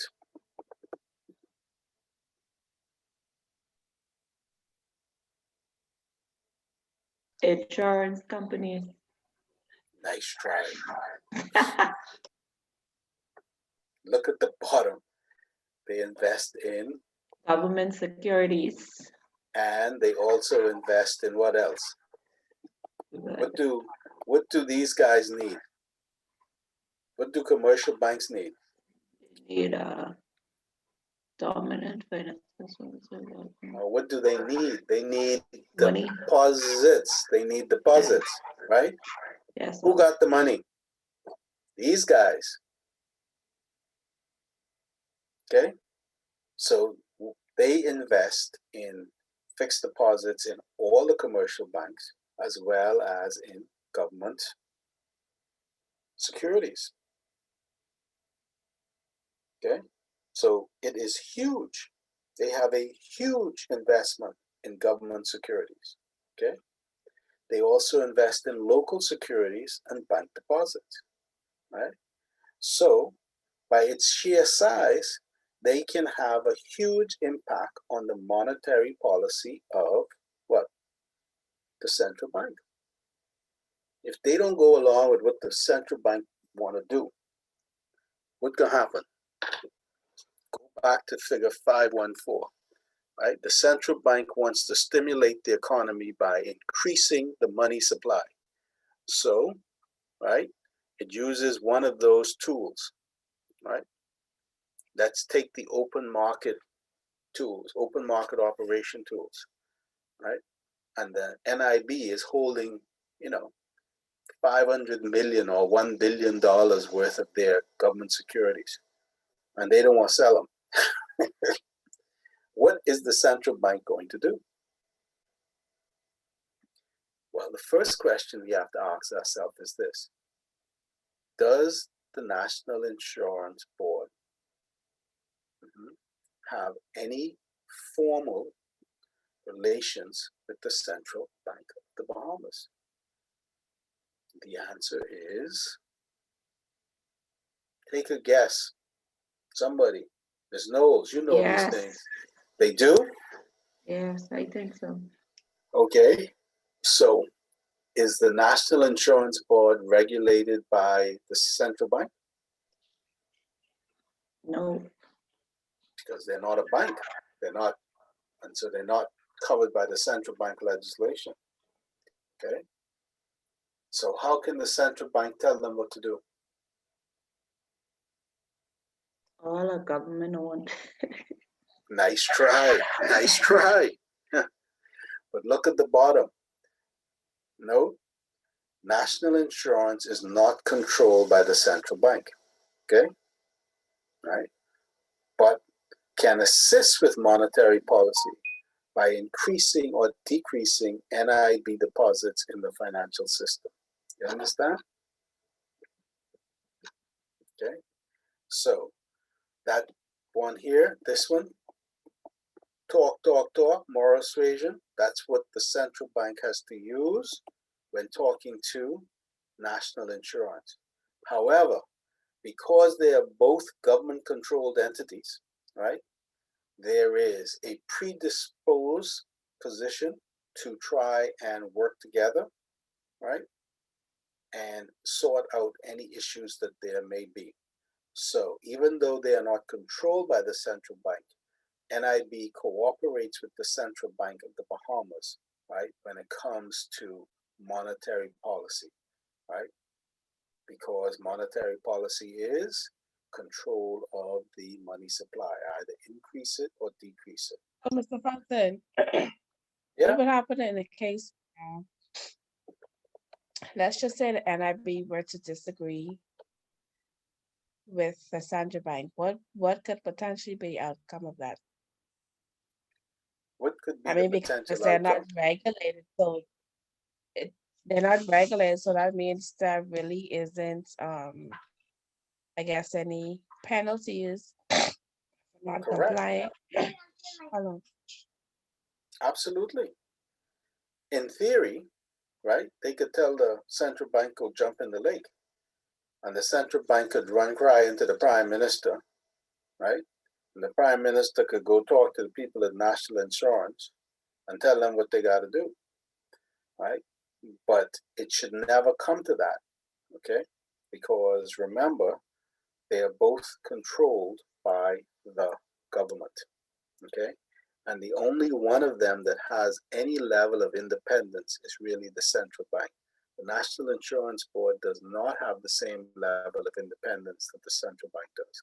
So even though there's not control, there is a feeling or there is an implicit relationship that says you will try to cooperate with us, right? Okay. Okay. Now we're almost there. Ms. Outen, what time is it? Time to go yet? Mr. Watchman, is 2 minutes to 7:50. You're a Baptist. You ever been to watch night service in your life, Ms. Outen? Yes, I've been Baptist all my life, Mr. Fountain. That's great. Do you go to watch night service? Yes, sir. All right. So, Watchman, what is the hour? Watchman, what time is it? You don't say what time is it. You say what is the hour. Oh, What time is it in my even church? me, who's an Anglican, know that you No, don't no, say no. what time is it. That must be one of them young pastors. No, no. Okay. All right. So we're going to talk about the central bank here, right? So remember what we said, the Federal Reserve, their objective was to have price stability, right? And no unemployment, okay? But in the Bahamas, the central bank of the Bahamas, the objectives are different due to differences in the Bahamian economy, okay? And their objective is promote and maintain monetary stability, right? That's price, that is to keep prices stable, and credit and balance of payments conditions, okay? So they want to keep inflation down. They want to promote and maintain stable credit, and they want to promote and maintain, right, a balanced a balance of payments conditions conductive, where I really could spell bad, conductive to the orderly development of the economy. And that last bit, okay, that last bit, conductive to the orderly development of the economy, is something that the Federal Reserve is not interested in, okay, not directly and not stated, okay? They're not concerned about the balance of payments conditions, right? Now, let's break this down a little bit more. When we say promote and maintain monetary stability, we're talking about inflation, right? Okay, inflation. We're also talking about, right, in the exchange rate between the US dollar primarily and the Bahamian dollar. We want to try and keep that stable, right? They want to also keep credit stable, because if the credit rate grows too quickly in the Bahamas, right, it will put a strain, right, on the value of imports. In other words, you will need to have more foreign currency so that you can import stuff. When we have an expansive economy in the Bahamas, the first thing all y'all is do is borrow money from the bank and go buy a car. But the car ain't made in Nassau. The car is made in Japan. So when you buy that car, right, there is an outflow of foreign exchange, US dollars, and eventually into Japanese yen, okay?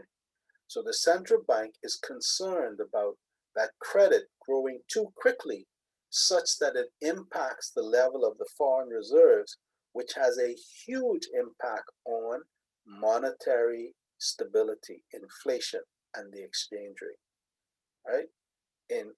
If any of y'all are under 50, I'm sure you all are, right? Okay, you have never ever seen a problem with getting foreign currency whenever you wanted it to buy something in the United States or somewhere outside of the US. Okay, most of y'all don't even remember something called a dollar card. Anybody remember what a dollar card was?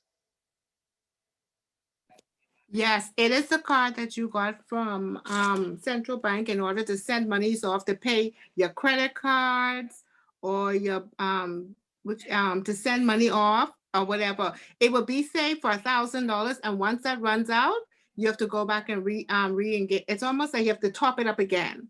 Do you have to always go and get permission? Right, but they could deny you permission, right? What did you say? Could they deny you permission? Oh, yes, they can, because if you can't explain to them why you're sending the monies off, they can say no.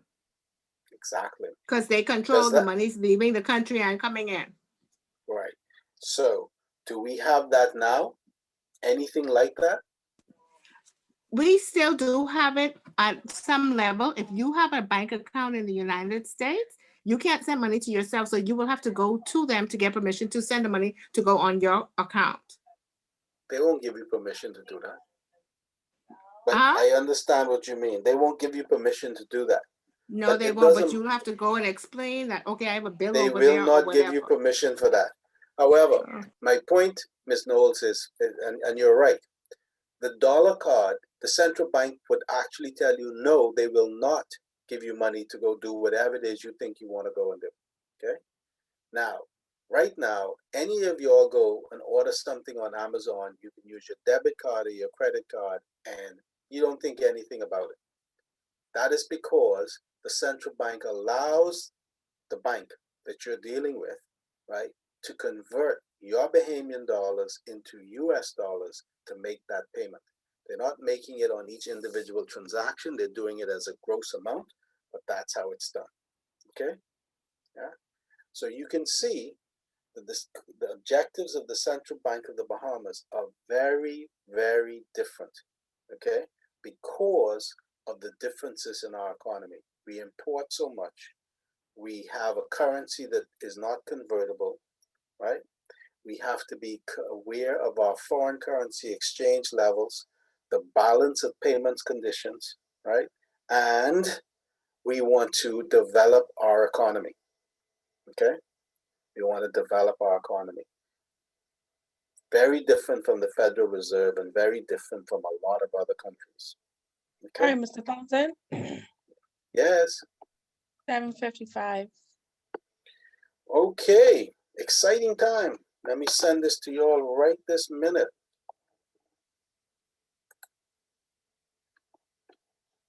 Okay, so bear with me. Mr. Fountain, Yes. the screen you had up, can you just quickly put it back, please? I can do that, but let me get this, I need to get this email out to you all. Oh, okay. Okay? Okay, thanks.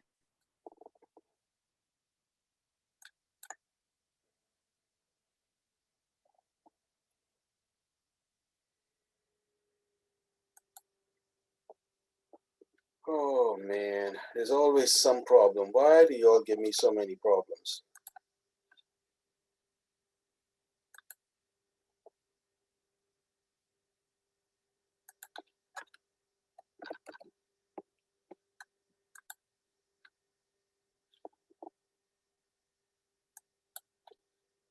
Okay, the message, it has been sent, 7:56, right? Just let me know when you get it. Just let me know when you get it. Now, who was asking about the last slide? Me, I was asking you if you could put it back up for a minute for me, please. Okay, please let me. Miss Fernanda, you got the email? Oh, let me check my email. Everybody check their email so that you can see the test. I'm gonna put the slide back up for you. I got it. Okay, once you get it, right, you can start answering the test. You have until 8:30, right? And you have until 8:35 to get the test back to me. Okay? You can Okay, turn your let me video, see. you can turn your video feeds off and concentrate on the test. But I will be here all the time. I may not be in front of the screen, but I will be here, so you can contact me if there's anything. Miss Ferguson, ask me after the test and I will put that screen back up for you, okay? Okay, thanks. All right. And believe me, Miss Cartwright, did you get the email? No, I ain't got it yet. Mr. Fontaine, you say Yes, make another Carla. word? No, you could just use the same document. Just go to the bottom of the document and type it right in there.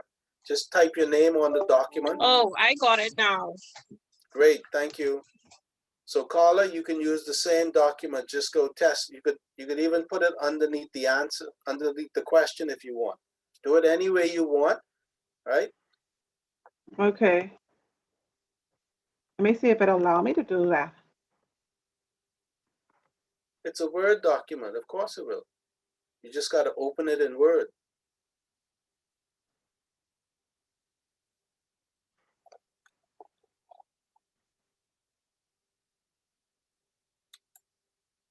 Mr. Fountain, this telling me I can only read this.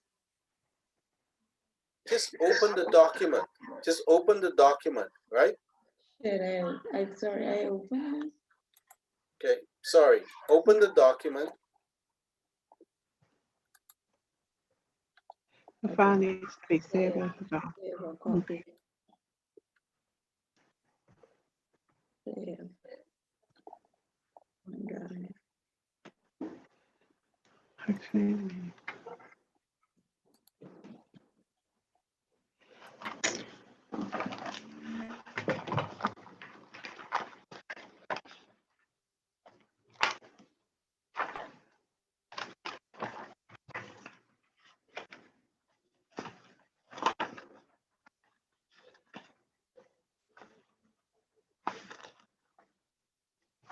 Everybody has the document.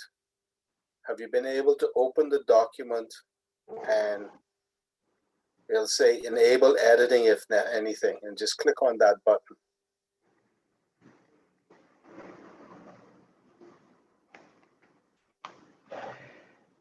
If you can't type into the document, right? Just open up another Word document and write your answers in that.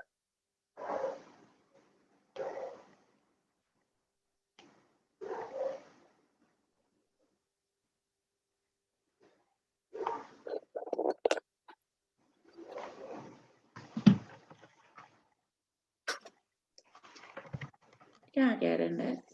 Wait a minute. Okay. You can't get into the document. I You cannot see. get I'll send it through. I'll just send the answers through the new thing because even after I save it, I'm not able to write right under it. Okay, so just use another Word document. That's all. Just open another Word document. You don't have to copy the answers. Just say 1, 2, 3, 4. Sorry, don't have to copy the questions.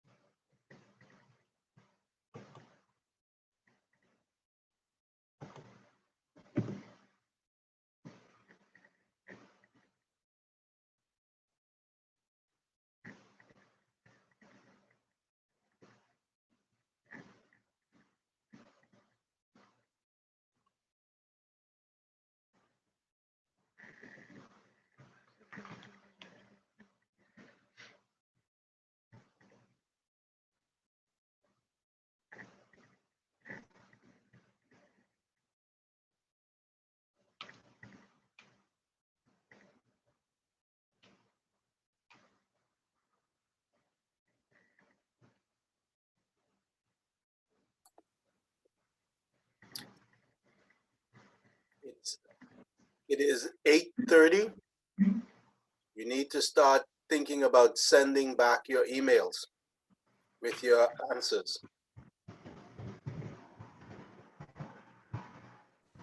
Okay. I like that. Explain the primary use of funds. Okay, so highlight that.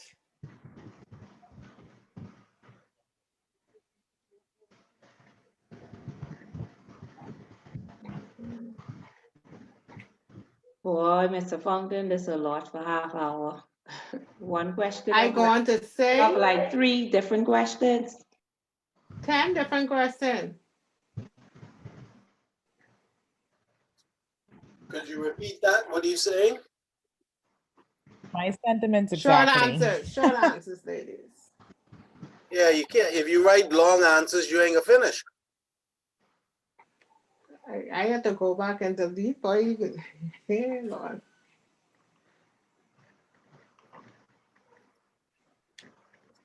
Okay, so let me go back here.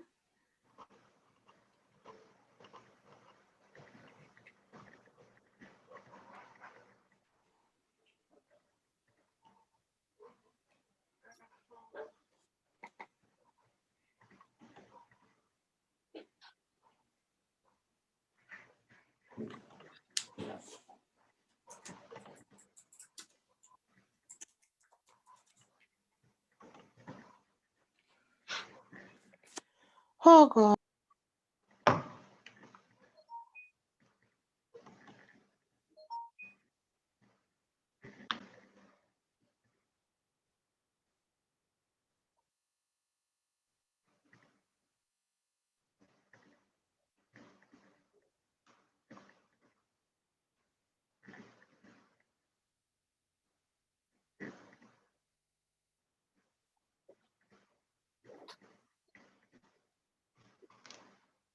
Mr. Fountain, can you confirm if you got mine since it's Angelique?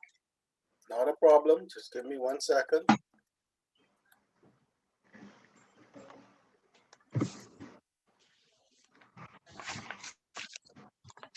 Okay, I have one from Colette, and I have one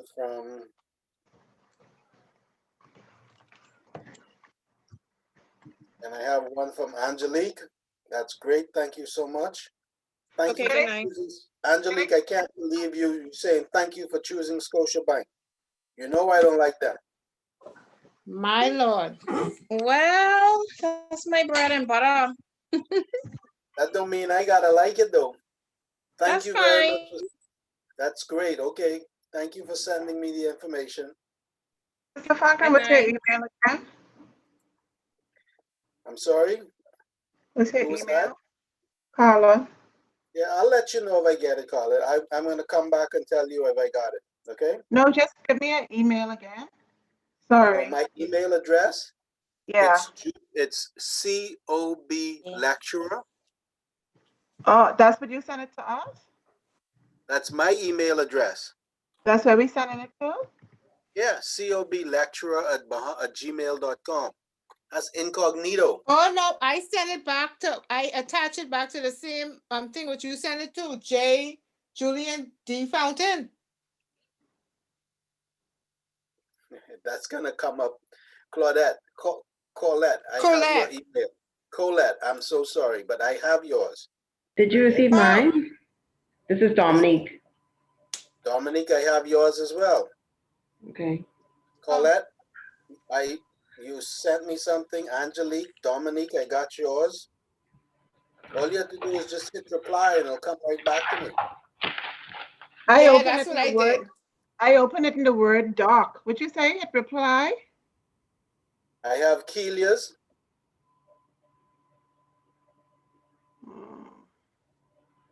How do I get this back? And I have Anthony, Ms. Russell. Mr. Fountain, you got mine? This is Carla. No, Martine. No. Martine, I don't see yours as yet. It'll come. Just give it a second. It'll come in. So I have Colette, Get your stuff, baby. Dominique, Kelia, Anthony,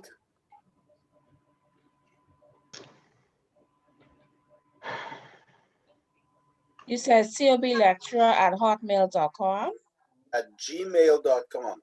Oh, Also, don't send it back to that thing where you, We'll send it back. Just hit reply and send it back to the same address. They'll all come in. Yeah, it's at coblecturer@gmail. But his name, Julian D. Fountain, is popping up. Just hit reply, Carla. I looking for it. Go back to the original email and then Right. go Hit reply. and then attach the And then attach it. Let me go get ready. And it make.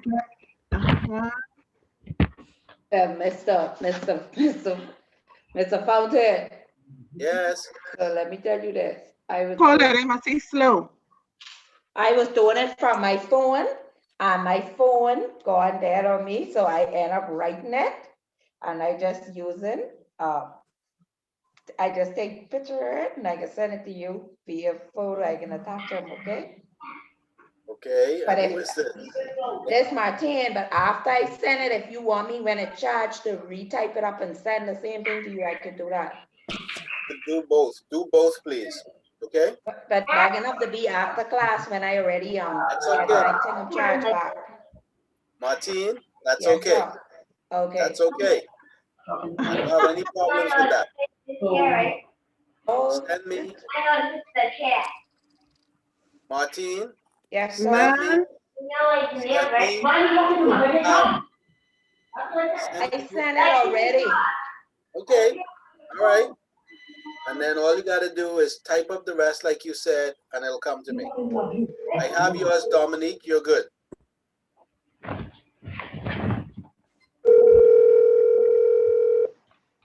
Okay, how you doing, Carla? Turn it around. Wow, I can't get the thing open. Okay, go back to the email, Carla. Yes?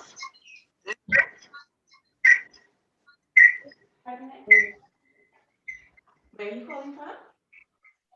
Go back to the email. Mr. Fana, we could leave, right? Yes, you can leave on Anthony. Okay. If I good go evening. back to. Okay, good night. Night.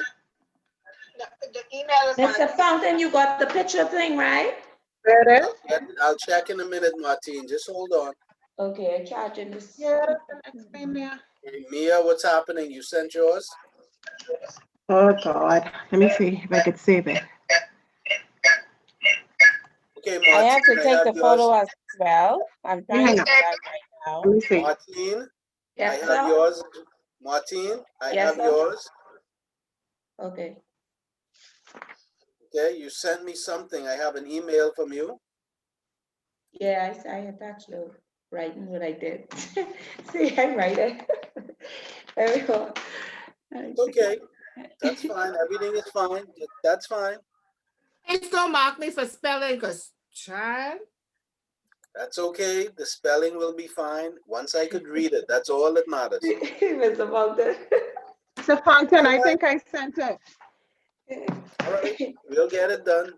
This is only the first test, and we'll get all of these problems worked out quite easily, okay? Boy.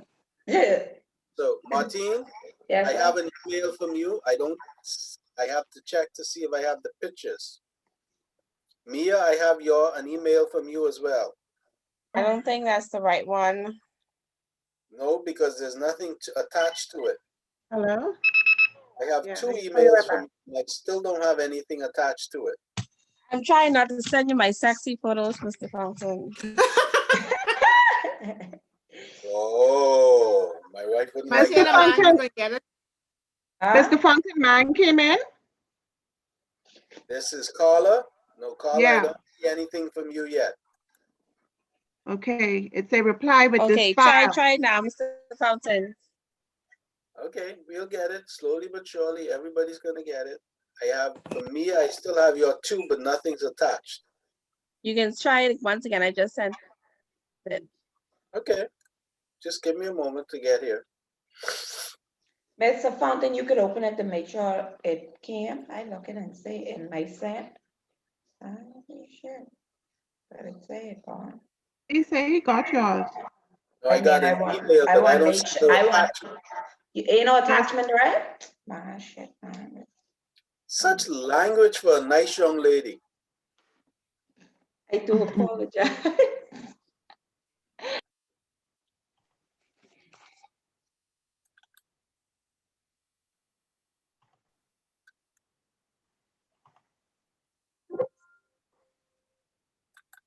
Nothing yet for me?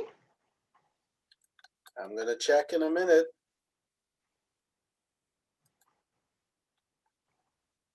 I have a new one. Who is this from? Mia? Yes, I have a photo crop. I have a photo from Mia. Yeah, it's trying to upload the original thing right now. Mr. Fountain, okay, I resent again, so I guess it should be one send and one and out send. Who is this now? Who is this now? Martin, you can see Okay. if the attachment came this time. Please. I'm gonna check right now. It's two. Okay, we're gonna check. Martin. I do not see. I don't see anything as yet. What? But it's showing send in my outbox. Just give it a minute. Don't panic. Everything is gonna work itself out. Oh, it's still saying uploaded. Oh, it's sending now. Okay, it gone now. See, I told you it was gonna work out. Of all time for the internet though. It's gonna be fine. I know we have a little problem sometimes, and that's gonna be okay. You're not gonna be penalized because of the internet.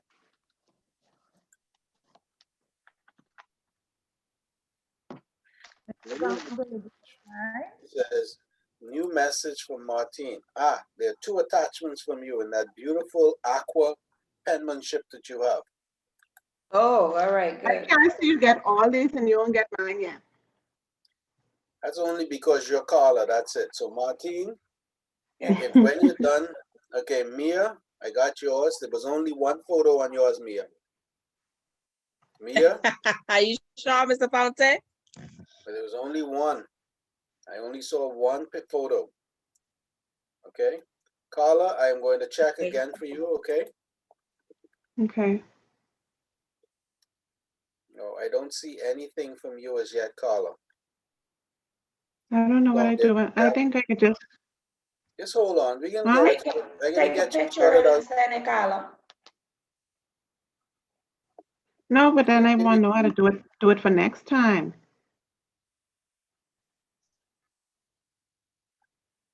Okay, so Carla, Yeah. Carla, just give me a Yeah. second. I'm just gonna come back on the screen. Now just tell me, how did you answer it? Did you do a new document or did you write the answers on the same document? Type the answer on the same document.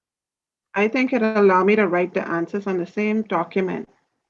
I Okay, open it in Google, I think. hold on. So now, do you have the document there with you? Which one? Were you able to save the document with your answer? Let me see. Yeah, I have it. Let me see. Yeah, this is here. I have it saved. Okay, so all you have to do is just go into, what do you use for your emails? Gmail? Yeah. Okay, so just go into your Gmail or into your email and type in, right? Just type in Julian, start typing in Julian, Julian, right? And see if my email address comes up. Okay, let me just save it again because I don't want to lose it. Yeah, that's fine. Okay. Mia, you sending me another page or that's just the one page? No, I'm sending you the actual document right now. Okay, great. Martine, while Carla is doing this, you wanted to take a look at the last page. Me? Oh, yes, sir. Oh, yes, sir. Okay. Now, tell me, I'm gonna share my screen with you. Uh-huh. Okay. It And was when I the do last that, thing you had posted after the Central Bank of the Bahamas. When, you remember the page which you put up after promoting maintain monetary stability? we can The find screen it. after that. Mhm. Just give me 1 second. Okay, So is this the screen? yes, sir. No, okay, the after Just this, hold on. what you, Just hold on. okay,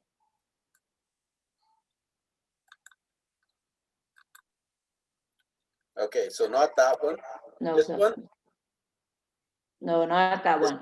It was the last thing you post. You gotta go back. Okay.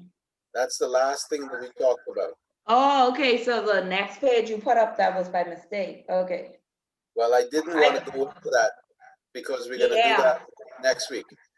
Oh, okay then, Okay? yes, sir. You're welcome. Bye-bye. Alright. Okay, ladies.